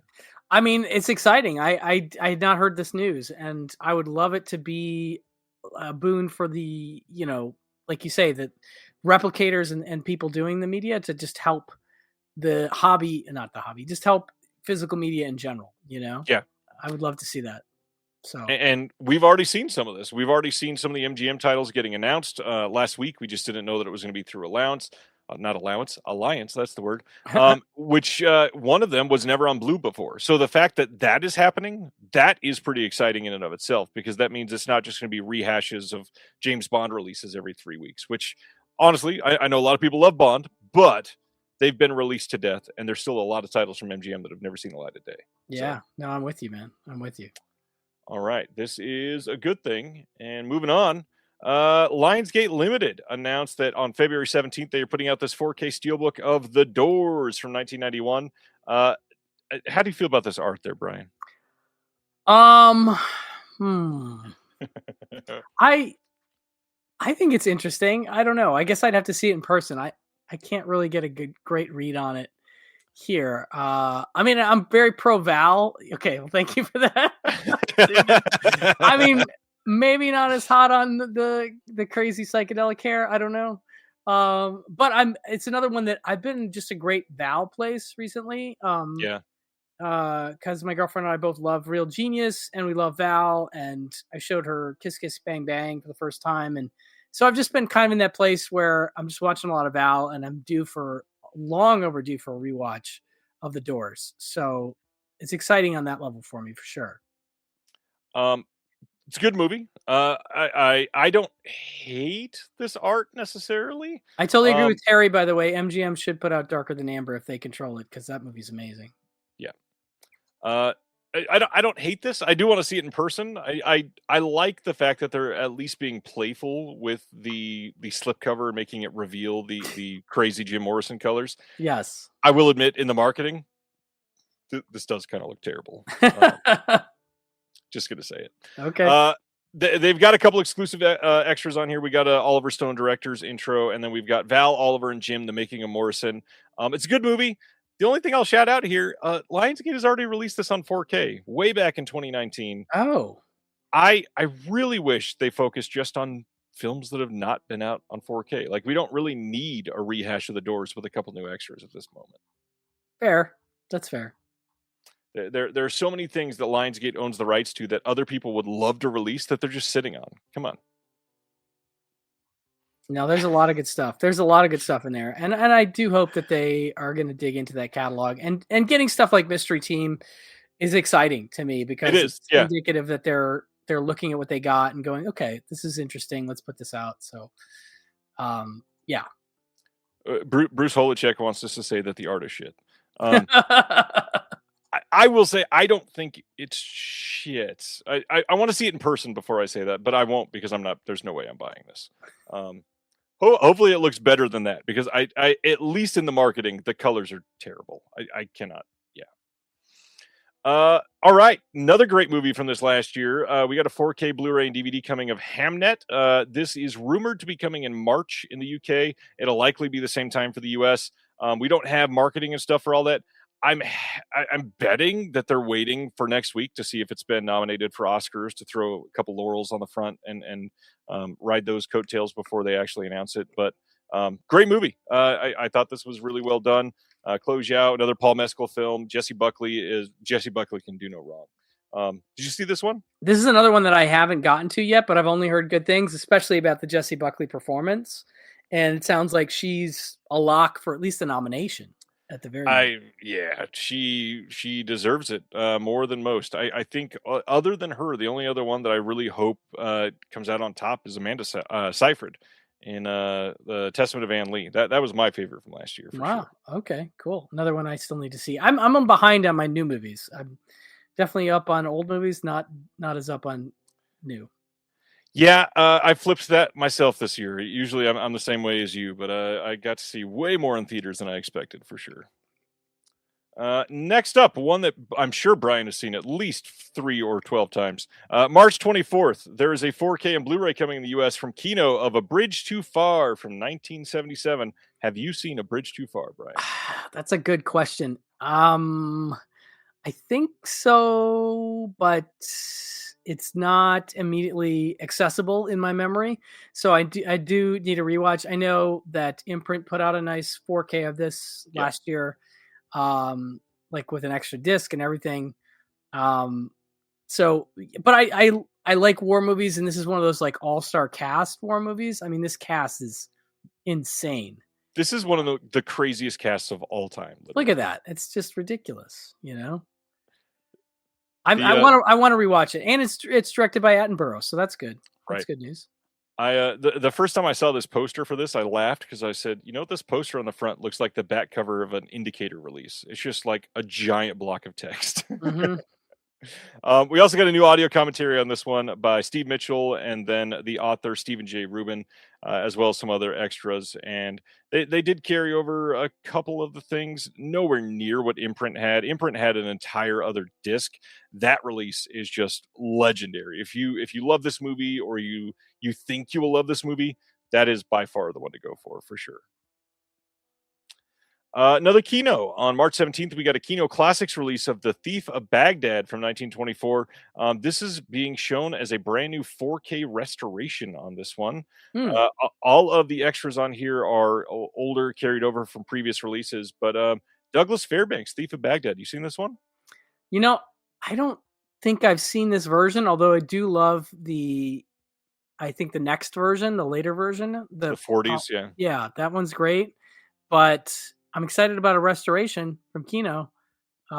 This looks interesting, and it's one that I like the story a lot, so I definitely would be interested in checking this out. I think I've seen some of this. I don't know if I've seen the whole thing. I know of it. I've at least seen major clips. Terry says Imprint released this one as well. Imprint, the gateway to Kino is seemingly what's been happening the last couple of years. That's for sure. Yeah, they had that whole set dedicated to Thief of Baghdad versions, which is pretty cool. That was a fun release. Next up is Lenny Riefenstahl's The Blue Light from 1932, coming on March 24th on Blu-ray. This has a commentary by Anthony Slide. It's Riefenstahl. That's there you go. That's going to be the subject of the conversation surrounding this one. Mm-hmm. Then from Raro, we've got Luchino Visconti's Conversation Piece. This is coming on March 31st from Raro. This was a restoration that was started in 2019, finalized in its 4K master in December of 2023. And this has all kinds of great details on the restoration here. Everybody check that out. We've got an audio commentary by Bill Gabiri. We've got an archival interview with the film critic and screenwriter Alessandro Bencleveni, I'm going to guess. But I've heard this is great. I've not seen this one. It's got Burt Lancaster. You seen this one? No, I haven't. But, The Leopard is a really interesting collaboration between Visconti, I believe, and Lancaster. And so this must be post The Leopard. Yeah, it is. And Helmut Berger's in this, too. He's an interesting character actor to have a part of this. Yeah, no, I'm curious. I don't know. I don't know. I mean, I want to see it. I don't know anything about it. Same. Exactly the same. Let's see. Criterion has started to offer replacement discs for their 4K release of Carnal Knowledge. Just a heads up. All it was there is a missing fade to white that was supposed to be on the disc that they did not have. If you got that first printing, you can email them and they'll give you a replacement when you send in a picture of it and your name and all that stuff. I just did this today. So for people who want to know, the procedure is thus: you have to take a Sharpie, write on the disc your name and the date in the white part of it and then if it's a 4K and a Blu-ray, you got to take a picture of both, and then send them a picture. They were pretty responsive. I actually literally did this morning, and they wrote back right away, and they supposedly shipping it relatively soon, even though it said 1 to 3 weeks. So jump on this soon if you bought Carnal Knowledge. Although they didn't have the issue with the indicator release, did they? Apparently, no, they did not. Okay, good to know. Not surprising. They did not. The other thing with Criterion is they are also doing, I know we never covered this because it wasn't like a big public thing, but they are doing replacement discs for The Wiz. If you got in on that first printing that they had where it was missing a couple lines of dialogue. So if you pre-ordered that one, because they took that thing down pretty dang quickly. Yeah. Check out that. They also, I didn't post it today because I expected to have at least one of the announcements to cover, and a Criterion did not post their announcements today. But we found out through Variety today that Criterion will be releasing 3 Neon titles on physical media this year. We've got Sentimental Value. We've got Jafar Panahi's new title that is doing very, very well right now. And then the third one is Secret Agent, which I was worried about that one getting a physical disc, so I'm glad that it is coming. Yeah, pretty exciting that those are coming this quickly, and it's not unprecedented. Obviously, last year Nora came out in May, so yeah, it's a nice quick turnaround on those. So at least one of those should be part of the announcements, hopefully tomorrow. I assumed that might be why they're delaying, because they had that press release come out today, and maybe they just wanted the news to sit there and have its own time in the sun, and sure, then tomorrow we'll probably get all the announcements. That makes sense. All right, so check out Criterion tomorrow. Next up, we got a couple like lower tier MVD labels coming out with their releases. We've got The Box from All 3 Media coming out April 7th. This is a documentary miniseries that played on Paramount Plus, getting a physical media release about police corruption. It's supposed to be pretty good. I've heard some good things about this. Then we've got from the brand new Anchor Bay Entertainment, which is kind of like a ghost of their former selves. We've got the Yellow Bellies from 2013 getting a Blu-ray on April 7th as well. On this, we've got a making of documentary, roundtable discussion, some cast auditions, and other featurettes like that. Yeah, I don't know about this one. Have not heard much, but it is about an all-girl band, and I like music movies. So I like all-girl band music movies. You know, those can be good. They can't all be Josie and the Pussycats, though. Yeah, or Fabulous Stains. Well, I don't want to bring it up because it's kind of a sore spot with everybody like dying to get their copy in right now. Yeah, I mean, I can't talk about anything I know, but I know that it's coming, and it's the delay is legit for what it is. Supposedly, they should be shipping within the next like 7 to 10 days, I think. So very eager to get that 4K. Yeah, me too. Very excited. Speaking of 4K, Signature Entertainment over in the UK is putting out Fall from 2022 on 4K. Did you ever see this one? I did. I was not a huge fan of it personally, but I get that a lot of people dug it, so I'm gonna shut up. Yep. I did really like this. I thought it was pretty. From what I'm hearing, and I know that this was a big controversy when it came out, supposedly this is rumored to be the uncut, uncensored version. The UK did not get that version, and here you only got that version if you got the 4K Steelbook, which is such an odd rollout strategy. But the whole reason that they censored this thing to begin with is such a joke to me. If somebody is literally stuck hundreds of feet in the air, there's no way they're not saying fuck. Like, let's be honest. we don't need to blur their mouth and make them say silly words instead of cuss words. Come on. Yeah, no, there's so much swearing happening constantly. If you're in this situation, there's just not. Absolutely. Yeah. So check it out if that's what you're into. Okay movie for some people. Sorry. No, I understand why it's divisive because it was a fairly nonsensical film. It was just the anxiety got me. I will say that. I get it. The movie that premiered today in most of the U.S. 28 years later, The Bone Temple is coming on this 4K Steelbook. We've got a standard 4K Blu-ray and DVD all coming. This was listed for the UK. You can pre-order this now. The US, you'll likely be able to pre-order this early tomorrow morning, so check that out. Decent looking Steelbook. Did you see 28 years later last year? I didn't. Again, I'm woefully behind on my new stuff. I won't ask again. I'm sorry. No, keep asking. It's fine. There's going to be one that I'll have seen, but I'm just showing my lack of seeing new stuff. Yeah, no, this I heard a ton of people love the new one. You know, I actually mostly heard positive things about it. It's an interesting movie. I can understand why some people hate it, but I completely understand. Completely get it. It is an odd movie to make it a zombie movie. Yeah. That's it. Okay.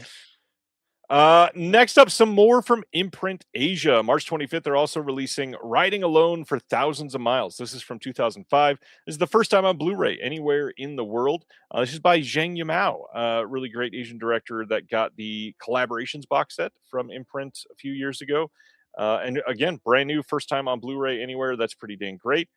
There is going to be a making of featurette on here, and that is it. But I'm dying to see this. It's supposed to be pretty damn great. Have you seen much from Zhang Yimou? Not really, no. I there's a couple in that set, and I can't remember which ones that I had seen, but I'm blanking right now. But this is, I love any premiere Blu-ray. That's always really cool. Yep. I mean, anytime that you and I browse together in a movie store, the first thing that you and I seem to go for is, oh, this never made it past DVD. I know. I love that stuff. Always. Next up from them is The Way Home. This is from 2002, also coming on March 25th. This is going to have a making of featurette, a trailer, and that is it.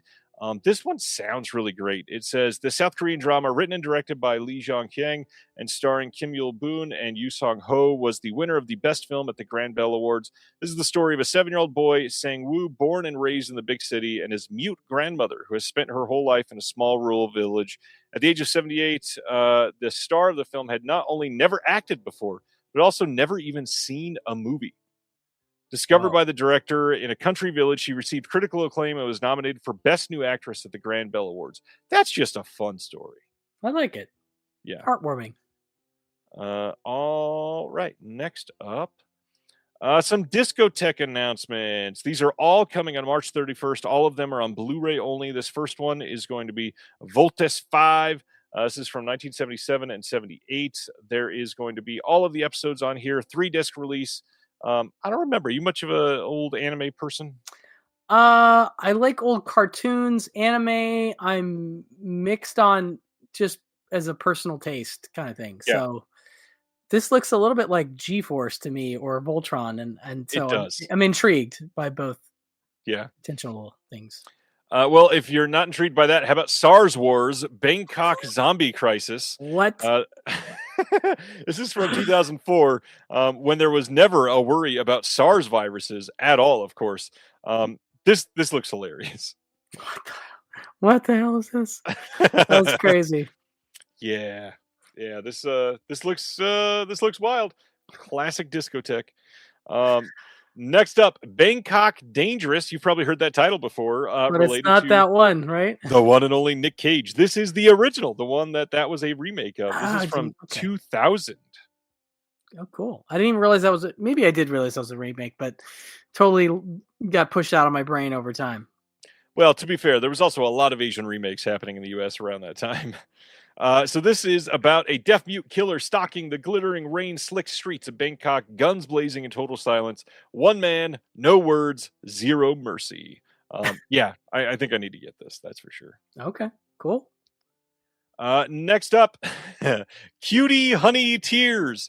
This is from 2016, and it says, sometimes in the near future, the once bustling city of Tokyo rapidly erodes under the constant downpour of toxic rain, while those on the streets struggle to breathe amid the fumes. The rich and powerful look down upon them within an ivory tower at the city center.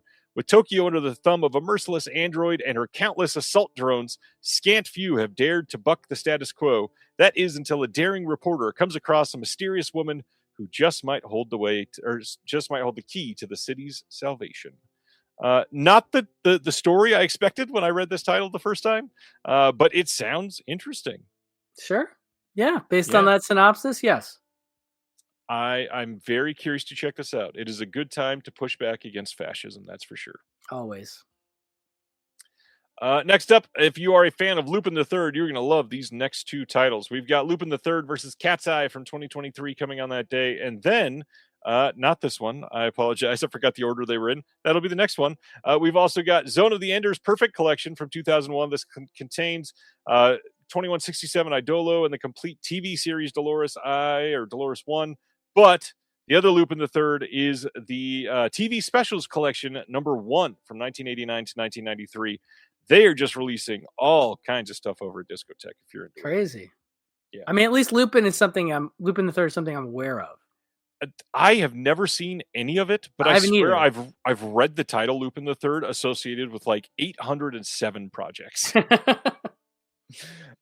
Just a general reminder that Shelf Shock Rewind Awards voting is still going on until the end of this month. Please get your votes in. It seems like everybody is sleeping early a little bit this year. We are down on our number of votes that we usually get, so check that out and vote if you have not yet. Link is available pretty much everywhere that you can find Disconnected. Warner Archive, somebody that is a favorite of both mine and Brian's. They are doing some incredible work, and some of these are some of their more sought after titles for quite some time. February 24th, we are getting a Blu-ray of Mogambo from 1953. This has a brand new 4K scan of the original Technicolor negatives. We've got some MGM Tom and Jerry cartoons, Just Ducky, and then an MGM Fitzpatrick Travel Talk short, Land of the Ugly Duckling. Love that. This is a Clark Gable, Ava Gardner film. Have you seen Mogambo? I am trying to remember. Is this the one that's like It's like another movie. I'm trying to think. African Queen, maybe. I want to say it's kind of like supposed to be like that. I believe so.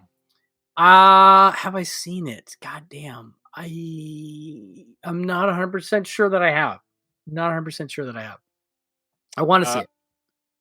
I have not seen it, but man, everybody in the comments seemed to be after this title for a long time.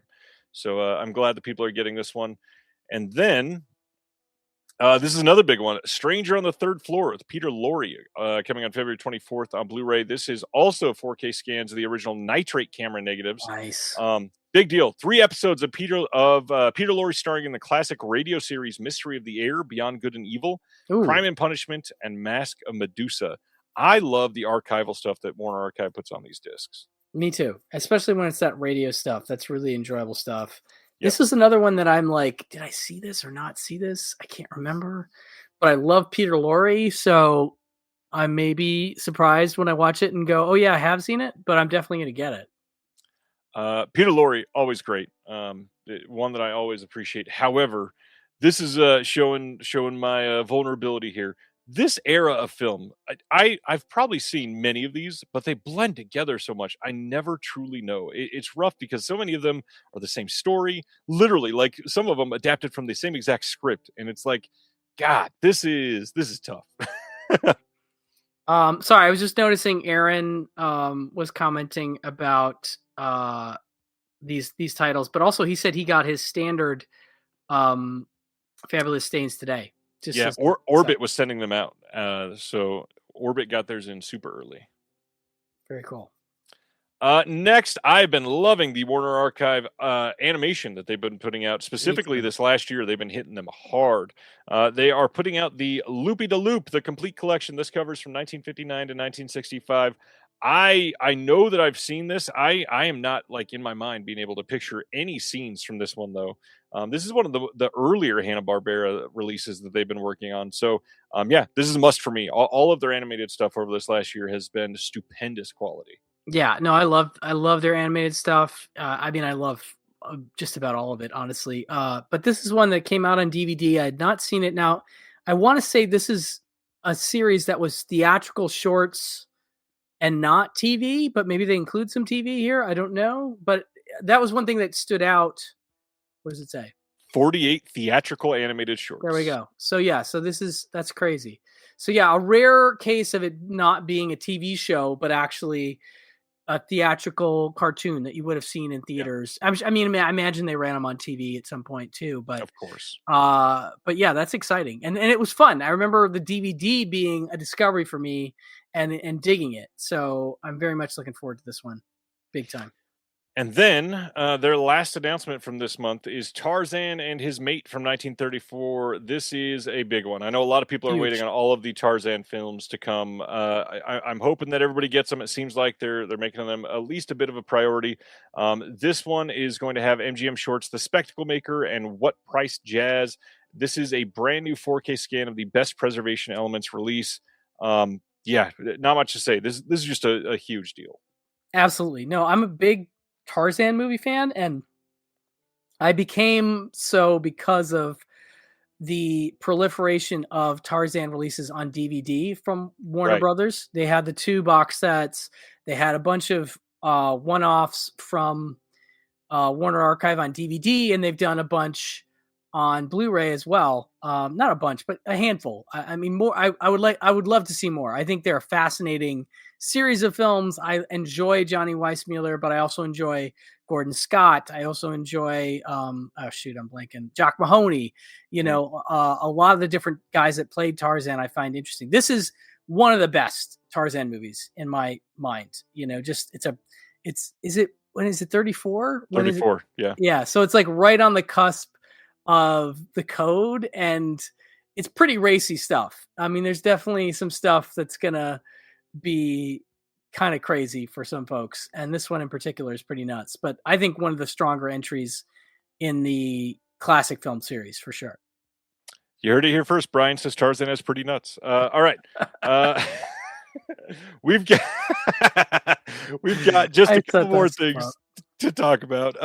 The first one, wanted to thank everybody for coming together. A couple weeks ago, or last week actually, talked about a friend of mine that sadly passed away at the end of December, and the disconnected community came together, and we sent almost $700 to his family. And Robin said thank you and expressed her sincere gratitude.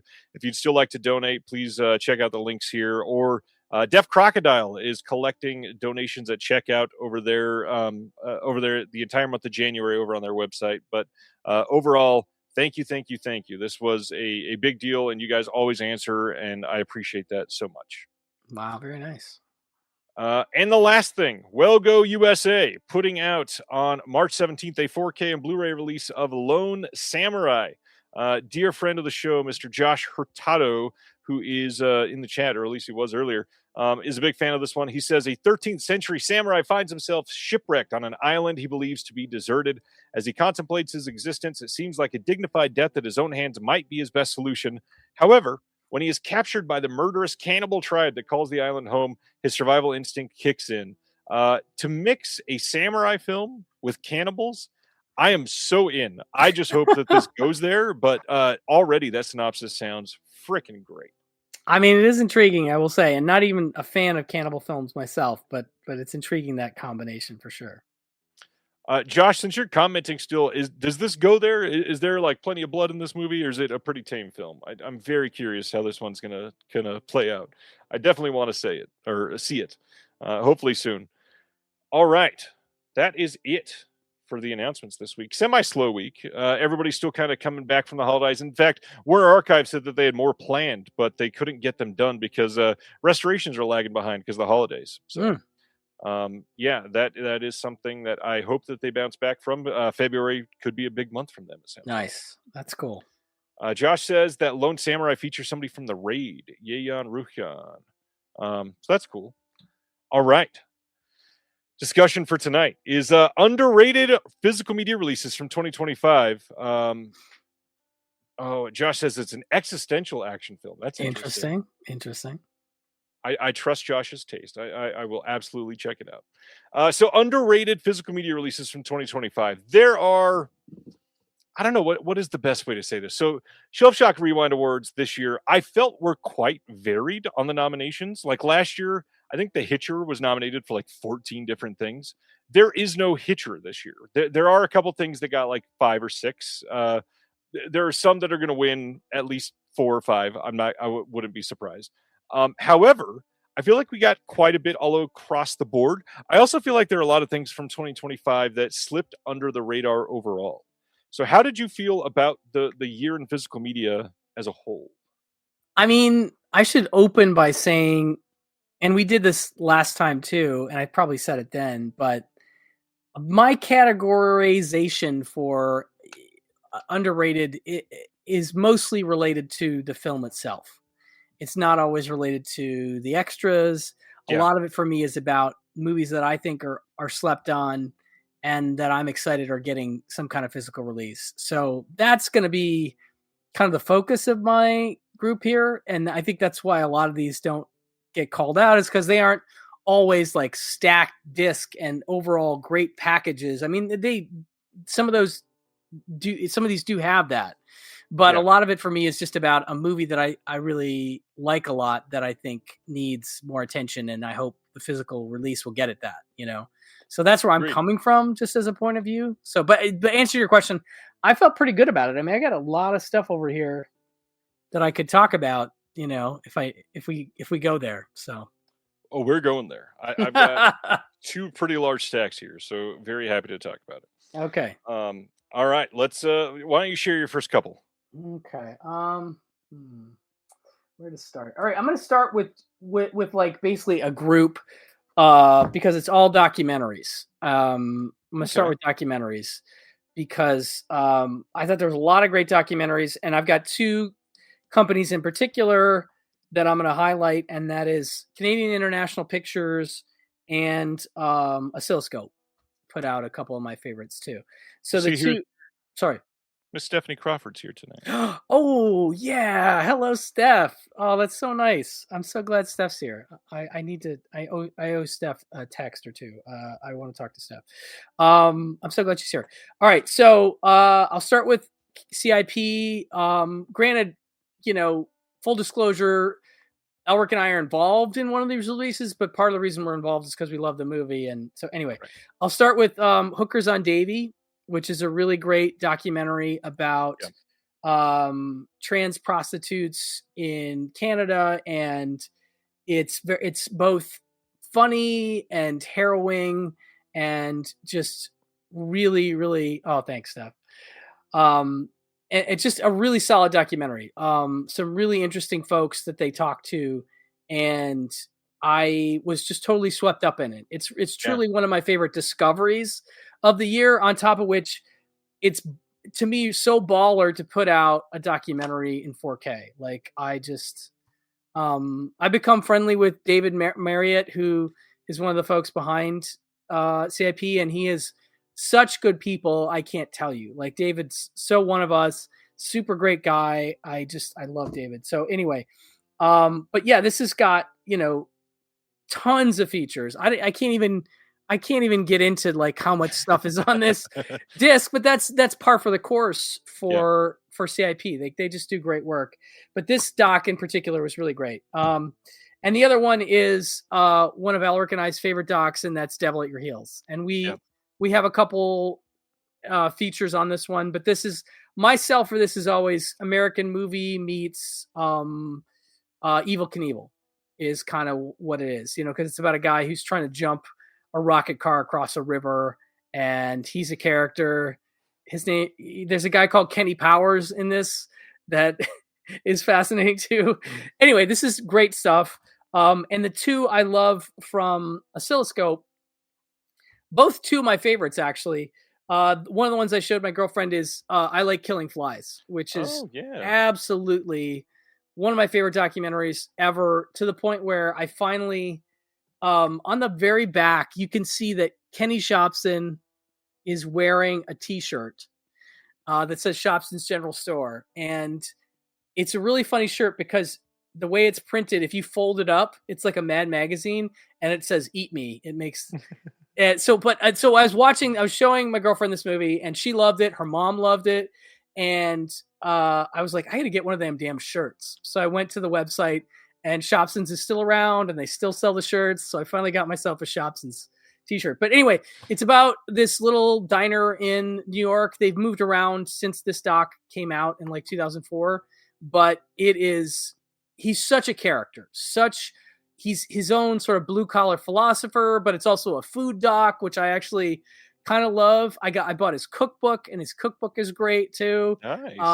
I just love this. And it's got a Cooking with Kenny short film included. And the other one is Bennett Miller's The Cruise with Timothy Speed-Levitch. This is the movie that sort of launched him to show up in Linklater movies like Waking Life and other stuff.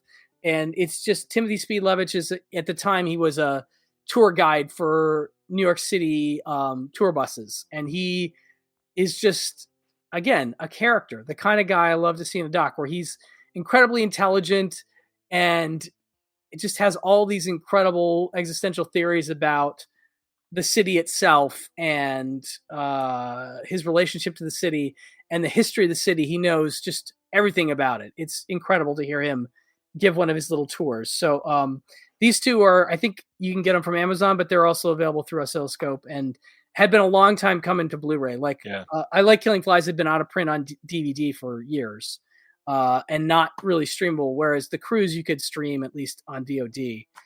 Anyway, those are 4 docs that I love, and I was so psyched it came out on disc this year. Before I share my my first 2, I pulled out. I did have 1 doc actually, so I will glom onto yours real quick. This one's a new one, but I feel like people are sleeping on this and did not actually check it out. Music Box released Secret Mall Apartment. I want to see this so bad. This is about some dudes that literally lived in a mall for years, and this documentary is really great. I think this release is not being checked out by a lot of people, but there's over 80 minutes of extra stuff, and for a doc that is a modern doc, this is like the type of thing that I want to live up for if we're releasing modern docks on an antenna. So this deserves a lot of love. I'm so glad that this came out. Check it out. You can get it on Amazon still. Really fun story. And nice pairing with Roofman coming out this year, like very similar sort of stories. And then I kind of my first things that I really want to share that wasn't a doc.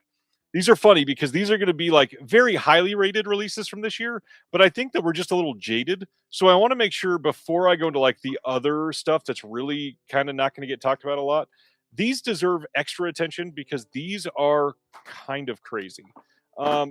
First, I know that we've talked about it a lot over the last 3 months, but the Sato releases from Vinegar Syndrome's Pink line, this is a huge deal. The fact that we're getting these restored and we're getting a whole bunch of Sato films, like we've already gotten 3 volumes, and they've already said there's still many more coming from Sato. Like this is stuff that people that are into Pink films have been watching these in horribly translated, bad YouTube rips, ripped on a couple sites that I won't even name that usually not in sync, usually done in a way that you're like, man, I can't really see what the scene is portraying. And to see these restored this way, these releases are incredible. And the fact that we're getting so many and now Pink films are suddenly getting popular, thankfully for all of us that Vinegar Syndrome is doing it, even though some other companies have been doing it for years, like Synapse through their Impulse line had really been giving a lot of love to Pink films. But now Vinegar Syndrome kind of made it sexy again for people to check them out. So yeah, check out more of the Sato releases if you've been worried about it or curious how good they are. Even though they're getting a lot of praise, they deserve a lot more. But the one that I think that is in that category that deserves it even more is the releases from Hammer Films. The Curse of Frankenstein. This came out, and I don't even know where to begin with this. This release is at a level that should be expected of brands that have been around for years, for like the biggest films of all time. And yeah, Curse of Frankenstein is probably maybe the biggest or the second biggest of the Hammer films that they've released through there. But these releases, if you've not seen one on the inside, first of all, like I can't even show you everything that's in here. Oh my gosh. All of the extras are incredible. The film itself looks amazing, the restoration. Book-wise, this is some of the better essays from this year. Like, this is... Oh, look at that thing. Jeepers. I don't even know how to, like, start the praise on this. And the only reason that this was even, like, I should get this one is because my buddy Brian, who he was in the chat earlier, he was talking about how good the essay... Oh, look, there he is. Curse of Frankenstein from Hammer is my best release of the year. It's insane. He is the one that was like, listen, you need to go read the essays for this if you haven't yet. And I went, okay. And I went and checked them out. And these are mind-blowingly great essays in this release. The extras on every single one of the Hammer releases have been insanely good. The archive work through Hammer and the UK is so far above what we get on stuff from the US. It is insane. I don't think Hammer is getting enough love for what they've done over there. So that's it. I wanted to heap a little bit more praise before I went into the deeper cuts. Well, and I'll just improvising off of yours. I actually have a video coming out this Sunday that's sort of like more favorites of the year, and one of the ones that I included in that is the Hammer version of Captain Kronos, which is, while not quite on the level of that, is also ridiculous. Captain Kronos, by the way, is one of my favorite Hammer films ever. I think it's fantastic. And this set is just, I mean, you got the book, you've got 2 books, basically cards, and then just tons and tons of discs. You have like multiple aspect ratio versions in 4K. Yeah. So you have this 166 UK theatrical, one full screen 137 is film version, widescreen 185 US theatrical. You know, those are the UHDs, and then you've got all the Blu-rays and special. I mean, it's just incredible. These are, I don't know. I gotta pay a little closer attention to Hammer after this because I was just floored by how good this set is. It's fantastic. Blown away. Yeah. Now, do you know, is the restoration the same as the Warner Archive 4K that came out? They are identical. The That's only what I thing figured. that is different is the UK release has a bonus disc with which some archival, like very British extras are on there, and that's it. You still get most of the disc extras on the archive disc here in the US, but I will honestly say this is one of those releases where the book that comes with it is likely worth about $15 to $20 by itself, literally. Wow. God damn, that's good. Okay, where to go next? There's a lot here. Okay. I'll do, let's see. I'll do Fun City. Fun City is a tough one because I don't know, are they underpraised? Or what's your vibe about their releases? I feel like since they left OCN, people just forget they exist. So I try to bring them up when I can, but they're great. That's great. Okay, well then what maybe my favorite trailer compilation ever made, Welcome to Fun City, I think is just spectacular. I mean, the way he's set this up and organized it by decade and is including and I believe all this stuff is newly scanned from 35 Elements. So. Yeah. So you're not getting just like YouTube rips, and in a lot of cases you're getting stuff that you've never seen on YouTube. Right. So it's an incredible compilation, that one. And then I just tried not to go too crazy, so I just picked two. Baby It's You, which is maybe my favorite John Sayles film, pretty close with a couple others, but and this version is a new transfer, and it's got, again, a Bill Ackerman commentary, one of my favorite things to have on a disc, and that commentary is great. And new interview with Sayles, Griffin Dunn and Amy Robinson, Rosanna Arquette, Vincent Spano, Matthew Modine. It's fantastic, and this movie is just so good. So I can't recommend that one enough. And lastly, from them, Lifeguard, which is just a great character study with Sam Elliott as a lifeguard in his probably in his 30s, I guess, but looking at sort of an existential life crisis and meeting a woman who's kind of like wanting to help him, quote unquote, move on. And he has to decide if he wants to move on, or if he wants to stay where he's at. And it's a very relatable movie in that sense, but an incredible performance from Sam Elliott. He's just so good in this. Great movie. And then just a couple from Arrow, and then I'll kick it over to you. This was huge because it'd never been on Blu-ray or DVD that I know of, and that's Enemy Territory. Just a really great siege movie with Ray Parker Jr. as one of the prominents, and an early performance from Candyman. Why can't I think of the actor right now that just passed away? Let's just wait. I want to see how long it takes. Yeah. Somebody else post it in the chat in a second. Tony Todd. I got it. Tony Todd. That wasn't too bad. Yeah. But yeah, Jan Michael Vincent's in this. It's basically about a guy, an insurance salesman who has to get a deposit for an insurance. Thank you. In $10,000 in cash in a neighborhood. I want to say did they move it to Chicago, or was it originally in Chicago and now it's New York? Anyway, it's a bad neighborhood, a bad apartment building in the projects, and he basically gets himself in trouble with a local gang called the Vampires, led by Tony Todd, and then they basically are scouring the whole building, trying to kill him, and he ends up pulling some bunch of people into it. This has a commentary from my friend, where is it? Dave Wayne, who runs a video store in the UK that is one of the last Snips video. Snips, yeah. Yeah, and definitely follow Dave on socials. Dave's great, just a really knowledgeable guy, and does a YouTube show every week called At the Video Store, which is fantastic because he literally, kind of like you in some ways, but different. Like, he goes through all the new releases he's gotten in, and like I said, just the knowledge base is so solid that there we go. Yeah, top 10. Yeah. But yeah, some nice features on here, and just great to see this. Granted, this is Region B locked, but a movie I didn't think we were going to get on any physical format outside of VHS. So that's great. And then Outland is my other pick from Arrow. I really love Outland. a quasi remake of High Noon in space with Sean Connery playing the Gary Cooper role. And it also has Peter Boyle, a very evil Peter Boyle, James Sicking, Francis Sternhagen, written and directed by Hyams. Looks great on this 4K.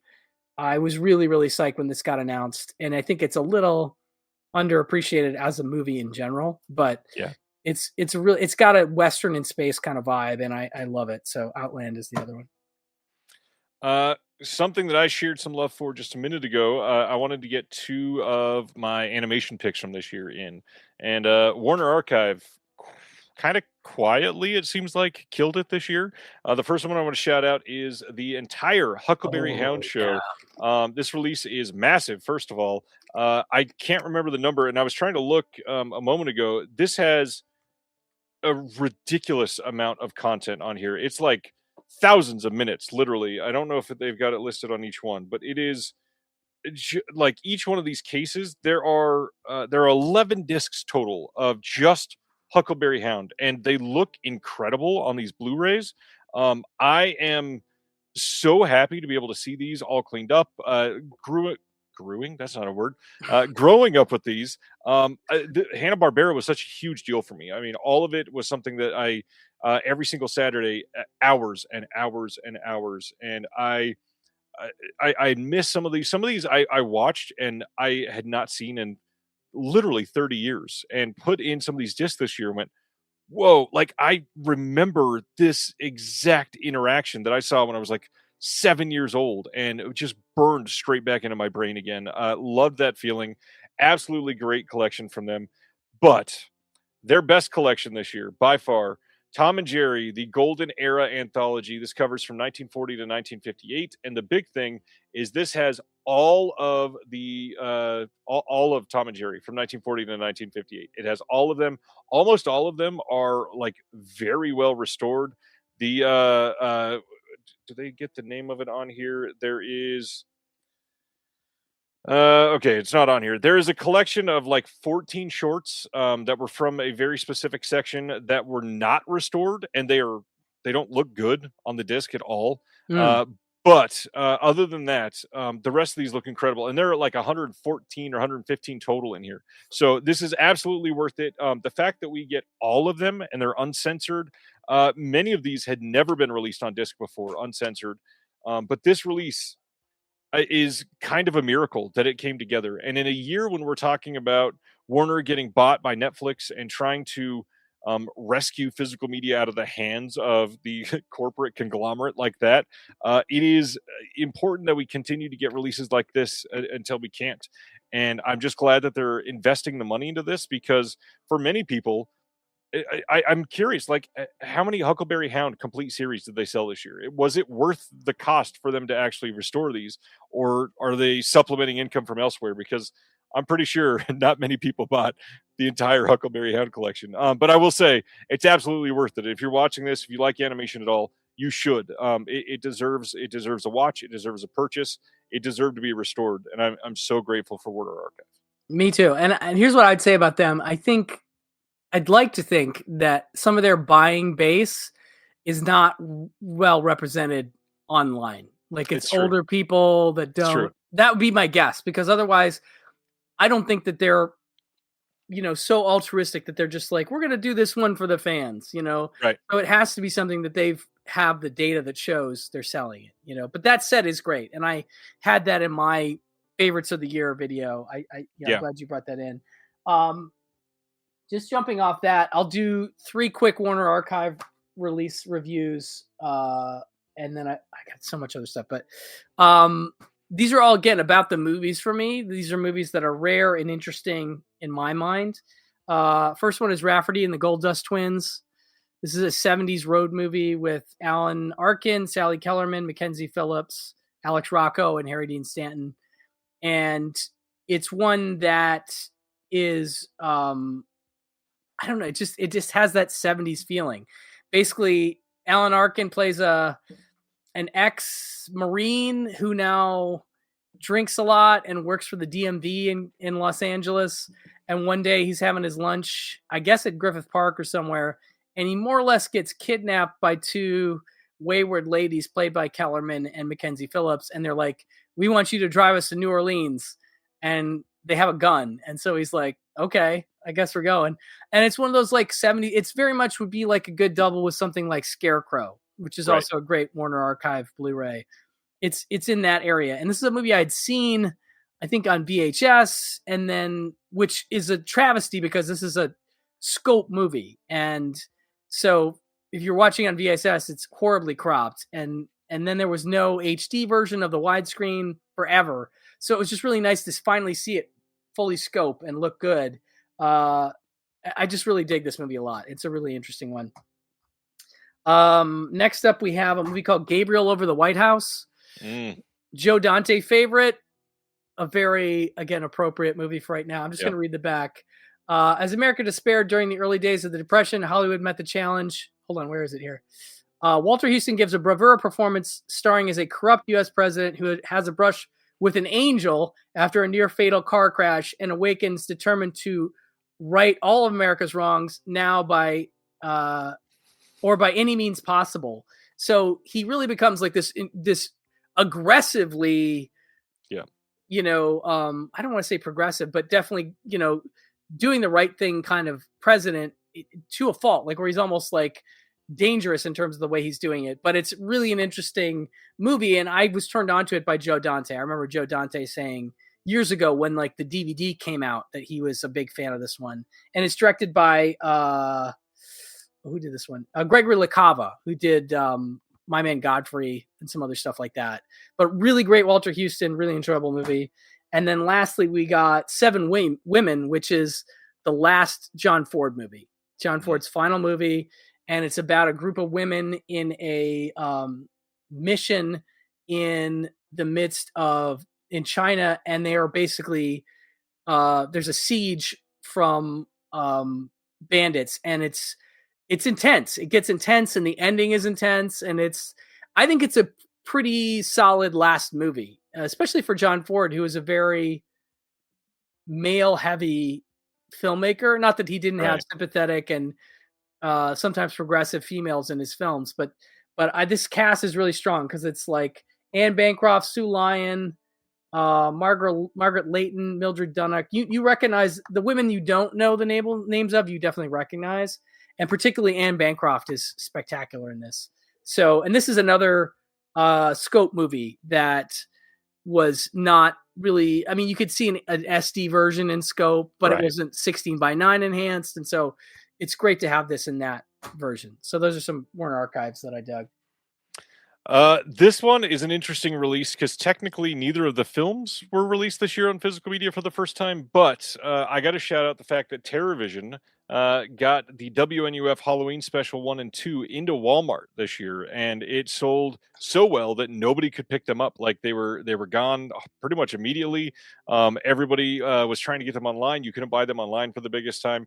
I think this was a very encouraging sign for 2025 in physical media. The fact that we can put out a double feature Blu-ray disc in Walmarts for less than $20 that was fully loaded with all of the bonus features that were on the limited edition of each of the films. And that's a lot of stuff because these are anthologies that are made very well, which got a lot of love, a lot of bonus features, and you could get both of those in person in a store for less than $20. Kind of legendary. I love that they were able to do that. Next, I feel like this is turning into a very consistent label, but not one that gets enough attention for getting releases that are not being released by anybody else or anywhere in any way, really. I wanted to shout out one of the Japanarchy releases from 88 Films. So this is Detonation Violent Riders. A lot of the stuff that they're releasing on this line is very good, but because a lot of them are not cult titles, they're more like small crime films or something like that. They get overlooked, I feel like. And most of these are really, really well made. This one, like, there's nudity on the back. I can't even show that for one. But there's extras on all these discs. They're coming with booklets, which for 88 Films, that's not always a given. And my big thing, and I talked about it on here the other day when talking about Antenna, prices. Prices for many of these releases have gotten so obnoxious that you can't go buy 3 films from one company without spending $120 sometimes.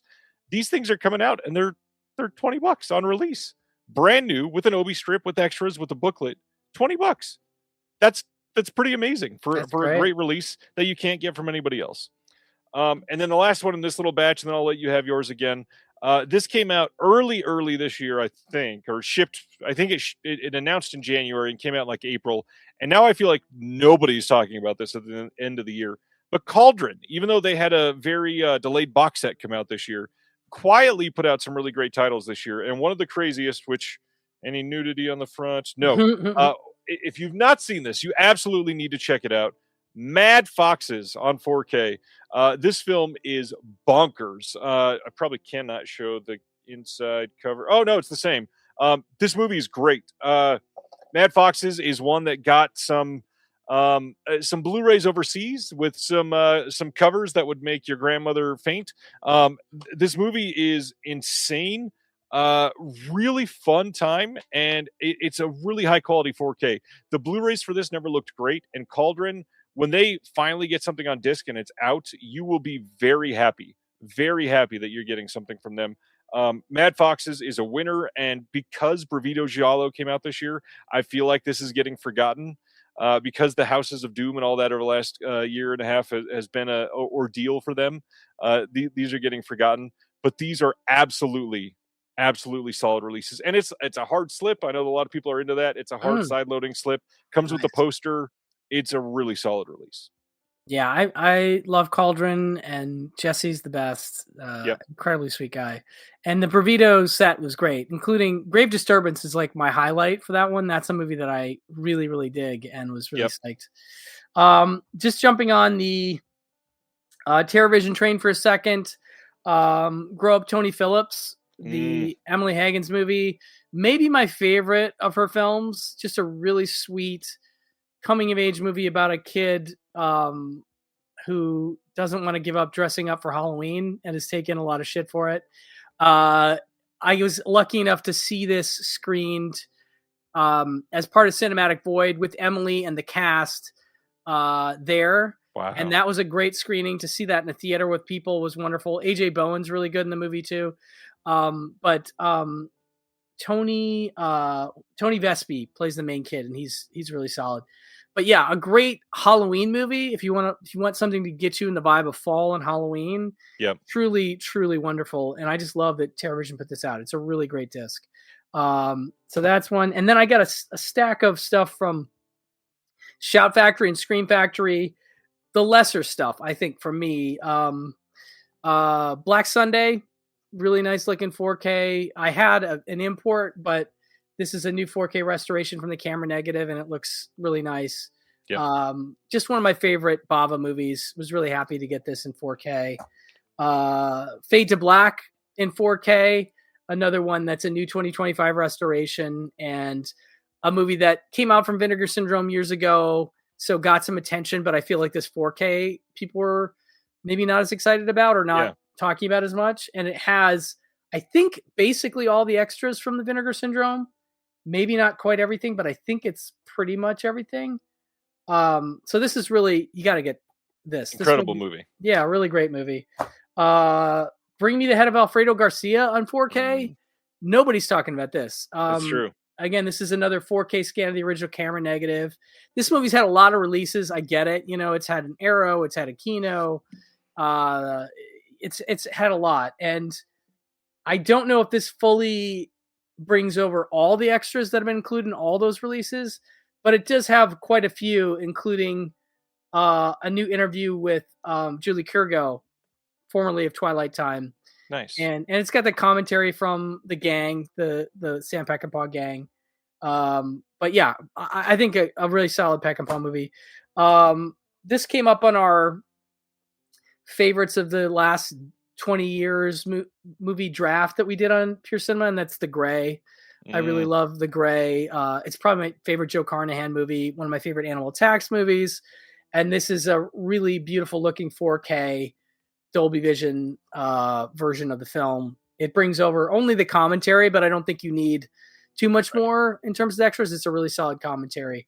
But yeah, love The Gray. Absolutely love that movie. Elric does too. And lastly, this one came out at the end of the year, so I think a lot of people just missed talking about it. And that's Cloud Atlas. Yeah. A divisive film that some people are not on board with, and I totally get it. I happen to be one of the people that's on board with it. I think there's something really affirming about it that I get hooked into. But what's really neat is this is a 4K and it's a new restoration. And again, looks really good. But then it has a new disc that has What is an Ocean, reconnecting the cast and crew with John Donahue, who is definitely on socials, is a very movie guy, and who is Tom Hanks' stand-in and has been for like 23 years. So he basically orchestrates this. And yeah, a lot of it is just Zoom interviews, but he talks to almost everybody, including Tom Hanks, about their recollections of the movie. And it's 2 hours long, and it's a really nice documentary about the movie. So if you're into Cloud Atlas, you're going to love it. It's just great. So I think this one is absolutely not being talked about at all. Really great release, Cloud Atlas. It helps that John is a producer at Shout, by the way. It does. It definitely does. All right. I am not one to be like, ooh, upgrades on many of these titles.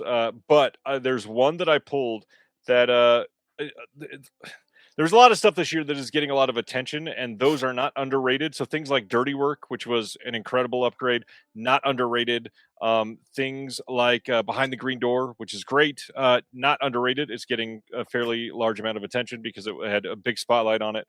One film, and I'm going to talk about two from Kino Lorber right now, but one film that I pulled that is an upgrade. It's the only upgrade here that I don't think people either understand that it's a great upgrade or maybe didn't buy it because, just like you were just talking about with one of yours, this had a lot of Blu-ray releases and most of them looked okay, pretty like fairly okay.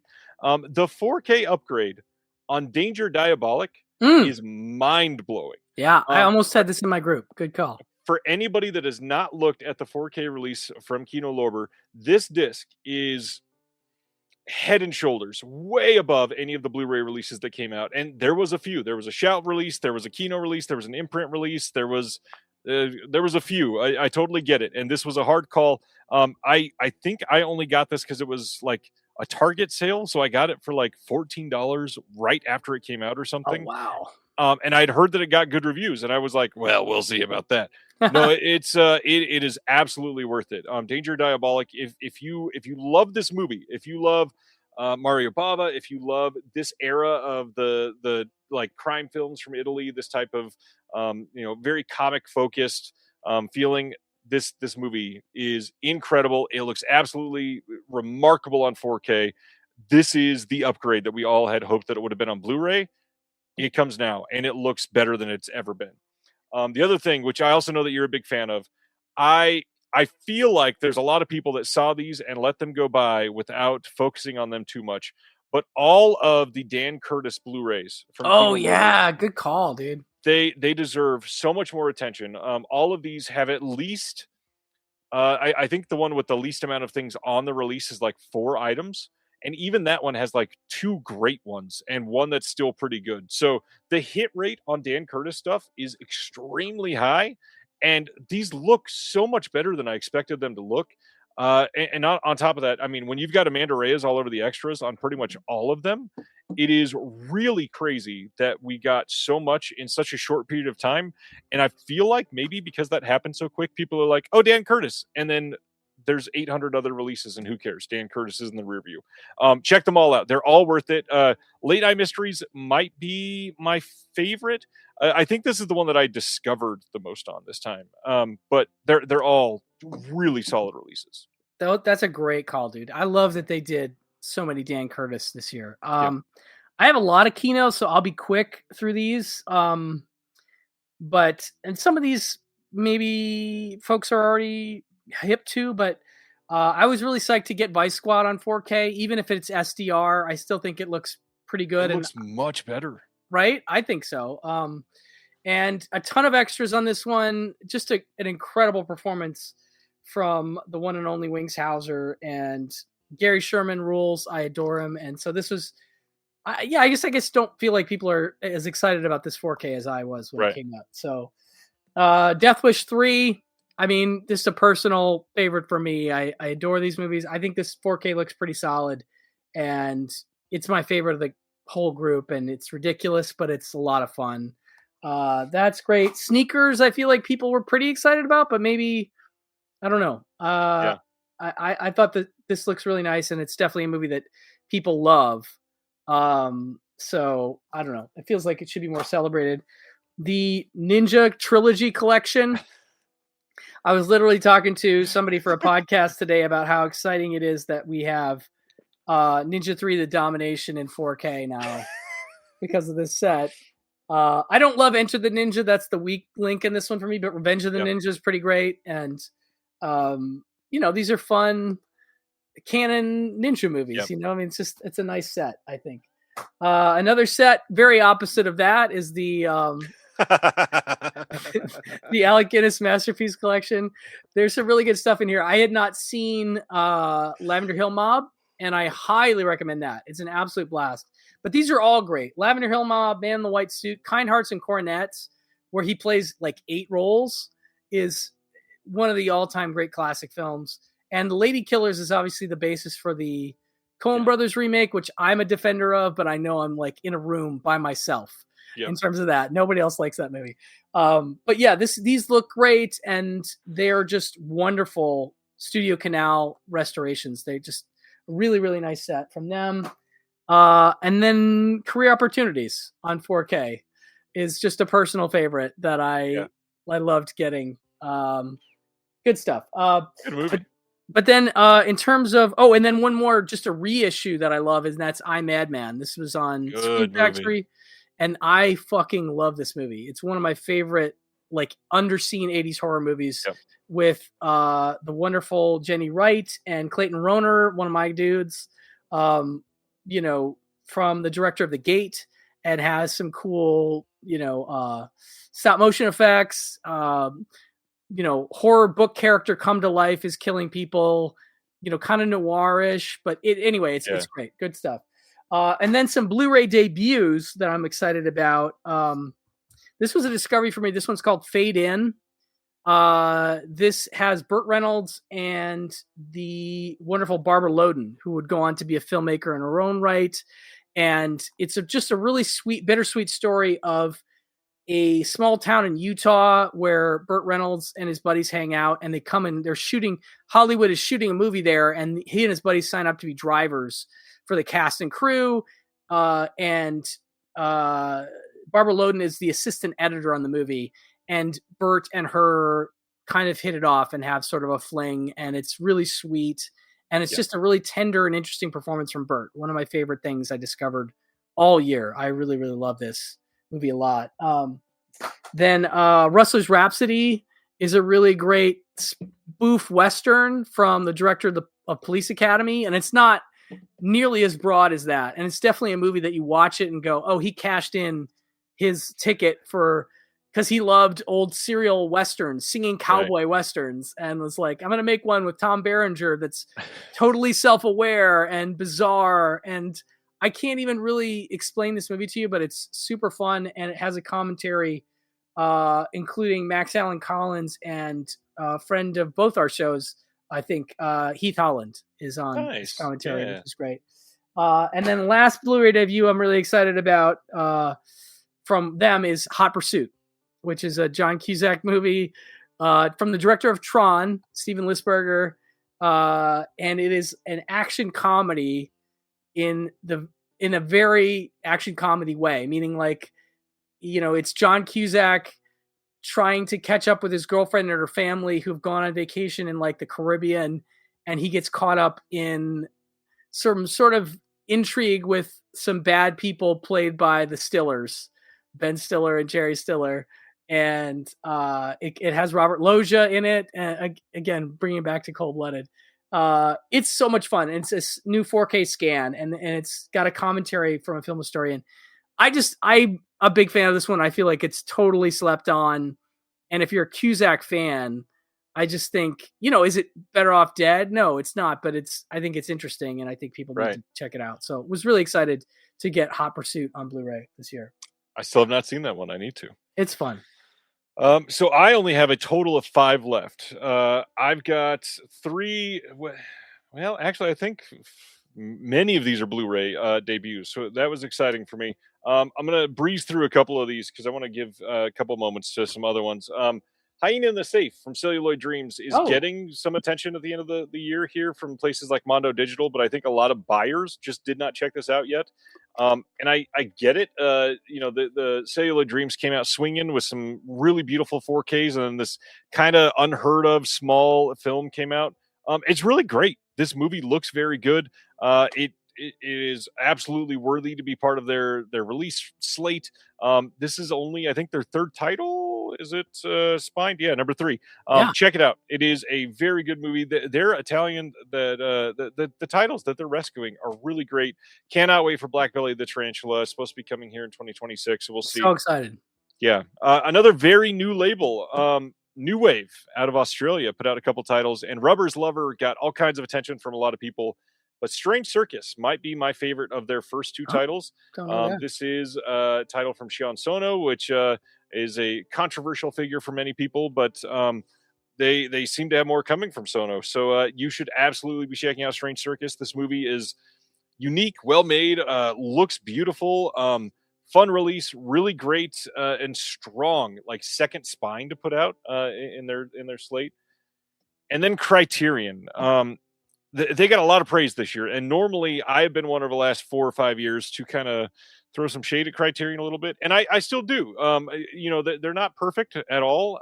One of the biggest things is they don't really put a lot into extras anymore. Some titles they'll do what they can, and they'll throw some supplements in there that they can get some big names on. But if it's a smaller film, they usually don't care all that much. But a big discovery for me, very recently actually, 4K disc of a film that had not got a Blu-ray that was English friendly anywhere in the world. It did get a French Blu-ray, but we got a 4K of Hell's Angels. This is from 1930, and this movie is stupendous. The 4K of this looks ridiculously good. Anybody that has not got Hell's Angels, I would highly recommend this. I think this is one of the better releases from this last year for them, which is crazy because they have released so many great titles this year. A lot of them did not get a ton of love as far as supplements, but Hell's Angels is something that deserves to be on your shelf. Damn it, I need it. Don't have it yet. Gotta get it. Last 2 things. This first one is getting a lot of love because it's Radiance and everybody's paying attention to them. But again, I don't think it's getting enough love. I just did a video with Jason over at Force 5 of favorite releases of the year. And so many people are not talking about Radical Japan. From Radiance. This is a stacked freaking box set. There are 9 films in this box set. And when you're talking about Radiance, you know that they're always going to be mostly like great films, stuff that you've never seen or never heard of, or like absolute stone cold classics. But the big thing, again, kind of like Curse of Frankenstein, that is a box set with 9 films. Look at this book. This is the size of the book that came in a Radiance release. Damn. I mean, there was enough time there to fan through like 3 or 4 pages. This is almost 160 pages long. This release is mind-blowing. On top of that, it is such a timely release. There is so much like complexity as far as politics and modern day sensibilities in these films. Check out Radical Japan, legendary release. And the last thing that I really wanted to talk about. Now, this was hyped up a lot by the label that did this. It had a lot to live up to, and I feel like a lot of people got kind of scared to buy this release. But I'm highly recommending everybody check out Norbert Pfaffenbickler's 2551 trilogy from Deaf Crocodile. This is a 4-disc, 3-film set. All 3 of the films here are newer films. Like I think the first one is 2021. So we got 2021, 2023, and 2025, all brand new. They are 3 films. The first one is the shortest. It's at 63 minutes. The other 2 are feature length, 83, 85 minutes. This is subversive, transgressive, experimental cinema. The first film has like an 8-minute strobe light sequence that you're just not ready for. There are visuals in these films that I've never seen anything like this in film. There are sex acts that they claim are simulated in here that I swear are not simulated. Deaf Crocodile had to institute a date clicker on their website to make sure that people are 18 to purchase this. Whoa. This is a crazy release. 4 discs, solid supplements. Some of the films on here, obviously it's only 3, but the second and the third one specifically, and really it's the second film that will go there for you. They are some of the craziest movies I have ever seen. And when I saw that they were putting them out and when I saw what the films were, I knew that it was going to be great. But I think that they turned in one of the more special packages of the year. Legendary type of release. Everybody needs to see it. It is so good. 2551 Trilogy. The deluxe edition is still available. Check it out. Nice. Very nice. I probably got about a half dozen more. I'll zip through these real quick. I only picked 2 from Criterion. Both are Blu-ray debuts for me. The first one is Midnight, which is a wonderful screwball comedy from Mitchell Leisen, but it's a script by Billy Wilder and Charles Brackett. Just an adorable film with Claudette Colbert and Donna Michi as a cab driver, chasing her all around Paris. And and I just love this movie. This is truly one of my favorite screwballs that was relegated to DVD only forever, and just really happy to have it on Blu-ray finally. Crossing Delancey is a wonderful romantic comedy from Joan Micklin Silver, who did Chilly Scenes of Winter and oh man, what's her newspaper movie that I'm blanking on right now? I'll think of it in a second. I love Joan Micklin Silver, and this is one of her studio movies, and it's another Peter Riegert movie where Amy Irving works at a bookstore, and she is set up by her Nana's matchmaker to date this guy who runs a pickle store, I guess. It's a family business, and she kind of thinks she's above him, but he's actually really self-assured and interesting. And I absolutely love Peter Riegert in this. And it's sort of like will she, won't she kind of romantic comedy, but love this movie. Love it, love it, love it. And then Between the Lines was the one you were trying to think of. Thank you so much. Yes, that is great. And that got a release from somebody, Cohen Media, I think. Yep. 3 really quick ones from Indicator, who always do great work. I still don't have their latest noir box set. I'm pretty sure that will end up being on my list, but I don't have it yet. I prefer their release of Carnal Knowledge to the Criterion myself. They're both great, but this is a movie that I just like that is it got a double release this year because I feel like it's been not talked about for a little while and harder to see in terms of Mike Nichols' catalog. It's a dark movie. Killer cast too. The cast is ridiculous, but you haven't seen Nicholson like this exactly, and I think he does an amazing. And Art Garfunkel's great, Candy Bergen's great, and Margaret's great. It's wonderful. A couple classics for me, like I think both of these actually got releases from Kino, but I'm going to give props to Indicator because that's how I finally watched them, and they're both Henry Hathaway movies. Interestingly enough. Karina Longworth did a great series last year called The Old Man Is Still Alive as part of You Must Remember This, talking about old Hollywood directors like John Ford, Henry Hathaway, Howard Hawks. Go check that out. I think she talked about Peter Ibbotson in that. This is really great. Almost a fantasy romance that has some great dream sequences in it. Really, really dig this one a lot. Anne Harding, I think, is one of Quentin Tarantino's favorite actors. Like, really loves her, and she's really, really good in this. If you don't know her, it's a great showcase for her. And the other one is called Spawn of the North, which is George Raft, Henry Fonda. It's kind of like dueling. It's about fishermen in Alaska, which doesn't sound exciting, but it's way better than it should be, and it feels like a Howard Hawks movie from that period. Yeah. It's really fun. Real quickly, this adventure collection from Imprint, for me, it's number 6. It has a couple things in here that are interesting. King Rat, I still need to check out, but the one that's a Blu-ray debut that I love is this movie called Abandoned Ship. And it's got Tyrone Power, and it's really one of my favorite sinking boat movies. It's akin to something like Lifeboat, because the movie opens literally on the debris field of a sunken ship, and people are just swimming for their lives, trying to grab onto debris, and Tyrone Power ends up kind of being in charge of this group of survivors, and shit gets really intense in terms of what they're dealing with. And so it's a stark and kind of gnarly movie for 1957. Like it's dark. The shit they have to deal with is pretty dark in terms of the decisions they have to make as a group. But I really like this movie a lot, and it never had gotten even a DVD. I don't think. Maybe it had a one of those studio DVD made on demand. I'm not sure about that, but nice to see it get a Blu-ray. So that set is worth it for me for that alone. And then lastly, well, actually, I got two more things, and I'll shut up. Sorry. Frailty, I guess, is probably rightfully praised, but I think the Lionsgate 4K of Frailty is a pretty wonderful set. It is. And I just want to call it out as a movie that I think is fascinating and a really interesting. I think it was his directorial debut, Paxton. Maybe not. Maybe I'm wrong about that. I feel like it was. Yeah, but it's a great directing and acting performance. Just one of my favorite Lionsgate limited releases of the year. And then lastly, this one's kind of mean because I think, and also is it underrated because it's sold out, but I just couldn't be more excited that we got the movie Orgy from AGFA this year.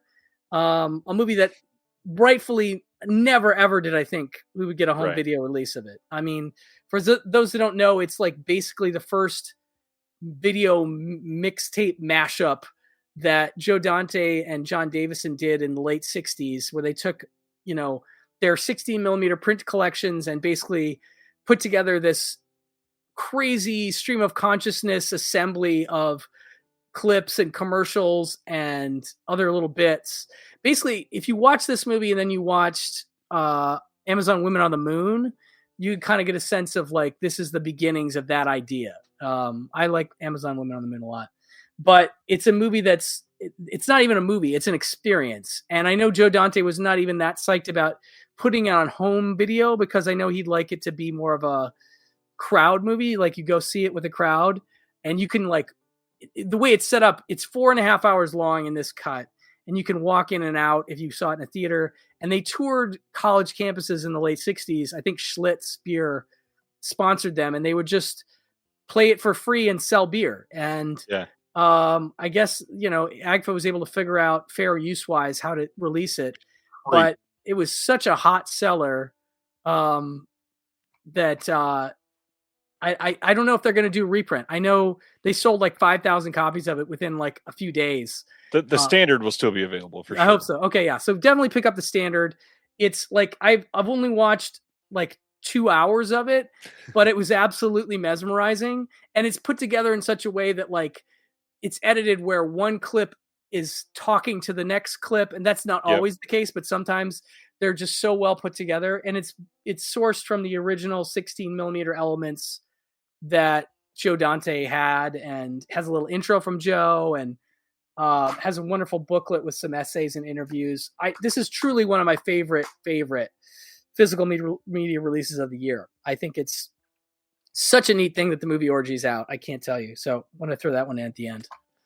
It is a legendary type of release. It is crazy that we got it. I also just want to say it's been a year of legendary releases. I feel like the last year and a half has been at least once a month. There's an announcement that happens, and we're all just like, how we're getting this? We never saw that coming. And I just hope that we keep that energy coming. 2026 has already got a lot of stuff rumored to be coming, and physical media doing quite well at the moment. And seemingly with streaming in a rough spot with prices and with politics right now and all of this kind of coming to a head, I genuinely feel like we are in a period where people are going to make the change to come back to discs. I've seen people that have never asked me questions about any of this go, hey, what's a good DVD player to get? I'm like, well, let's talk about something different first. Let me introduce you to my friend Blu-ray. But people that have never thought to care about this at all are suddenly like, oh, I'm noticing I can't watch half of these movies I want to see anywhere, and I'm still paying like $85 a month. I could be doing so much better. So yeah, that's exciting. That's exciting. Brian, anything fun coming up that you want to tell people about on Pure Cinema or Just the Disc or anything? Oh yeah. Actually, we have a new series on Pure Cinema that is exclusive to our Patreon. It's something I don't know why I didn't think of it earlier, but we love film discoveries. We love to talk about that sort of thing. So this is a Patreon exclusive show for our $5 tier, and it's just called Film Discoveries. And so it's me or Elric at some point talking to people that are friends of the show that we want to just sit down with and get like 5 movies, older films they've come to in the last year or so. And I've got 3 episodes out already. One is with Bill Ackerman. That's the first episode. Fantastic. Bill, of course, always great. He brought way more than 5. He brought like 30 movies in that first episode, and they're all great. I talked to Chris Ryan from The Ringer for the second episode. Then I did one myself that's just me rambling about like 40 movies that I've never talked about on the show before that I just couldn't fit into an episode. Right. So that's sort of a bonus. But it's going to be at least a monthly show, and it'll be in addition to our Blu-ray episodes and our bi-monthly hangouts.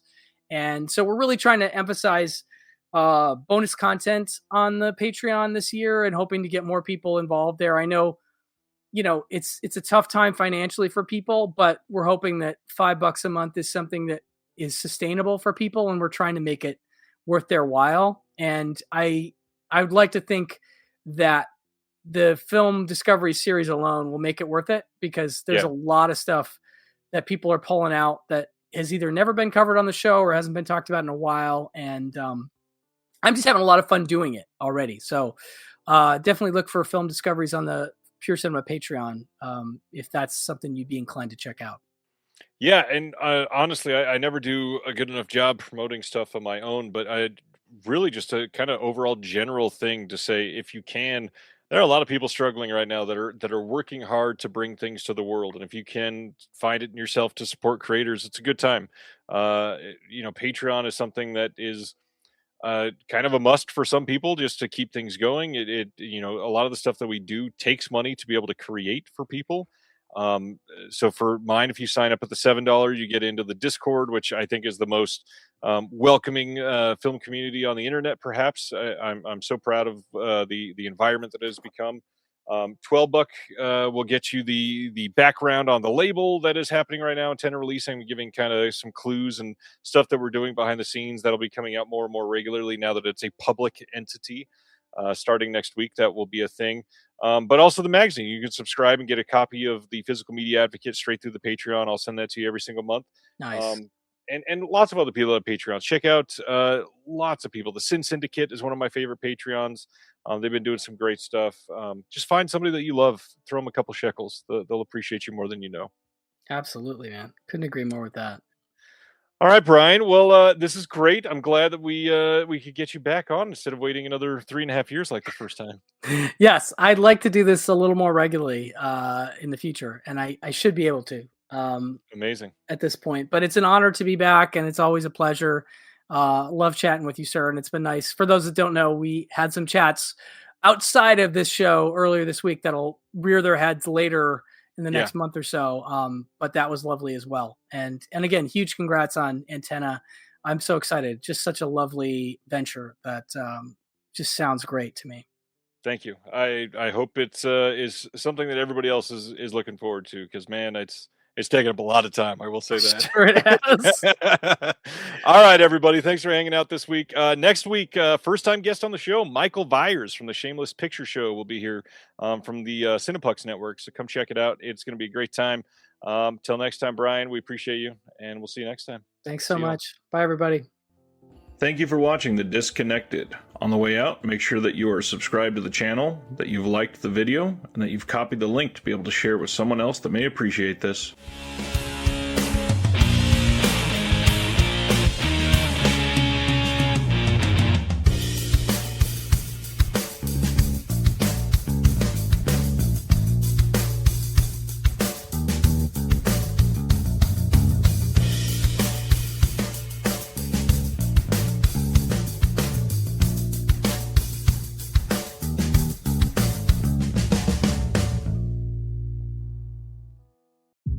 Horror movies get a bad rap. They're cheap thrills, mindless gore, not cinema, blah, blah, blah. But we here at Sitting in the Dark know better. We know that horror is more than just jump scares and chainsaws. It's a reflection of our deepest fears, our anxieties, our... Okay, and there's a lot of jump scares and chainsaws. Join us, Pete Wright, Tommy Metz III, Kyle Olson, and Keenan Diaz, as we cut into the dark heart of horror cinema. Every episode, we explore a different facet of the genre, from survival horror to home invasions, from zombies to birds. We tickle the tropes, analyze the angles, and sharpen our own axes along the way. We'll introduce you to the classics that shaped the genre. And the modern masterpieces that are pushing the boundaries of terror. Sitting in the Dark is your guide to navigating the terrifying, thrilling, and sometimes hilariously bad world of horror movies. We'll help you understand why we love to be scared. And maybe even convert you into a horror fan yourself. So turn off the lights, close the basement door, and join us. Sitting in the dark. Hey, movie lovers, I'm Pete Wright. And I'm Andy Nelson. We are the hosts of the Next Reel Film Podcast. If you're passionate about films like we are, you'll love our show. Each week, we dive deep into a movie, discussing everything from the story and performances to the cinematography and score. Not to mention budgets and awards. We have covered iconic series like Francis Ford Coppola's The Godfather trilogy, examining themes of power, family, and the dark side of the American dream. We've explored the works of groundbreaking directors like Catherine Bigelow, discussing her mastery of tension. We've looked at heist films, great car chases, great years in film, couples on the run, and more. Our discussions go beyond the surface, examining what makes each film tick. We believe that when the movie ends, the conversation begins. And we'd love for you to join that conversation. Find the Next Reel Film Podcast on your favorite podcast app or at thenextreel.com. The Next Reel. When the movie ends, our conversation begins.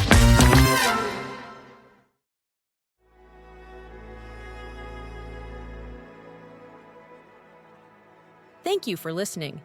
To hear more shows from the Someone's Favorite Productions podcast network, please select the link in the description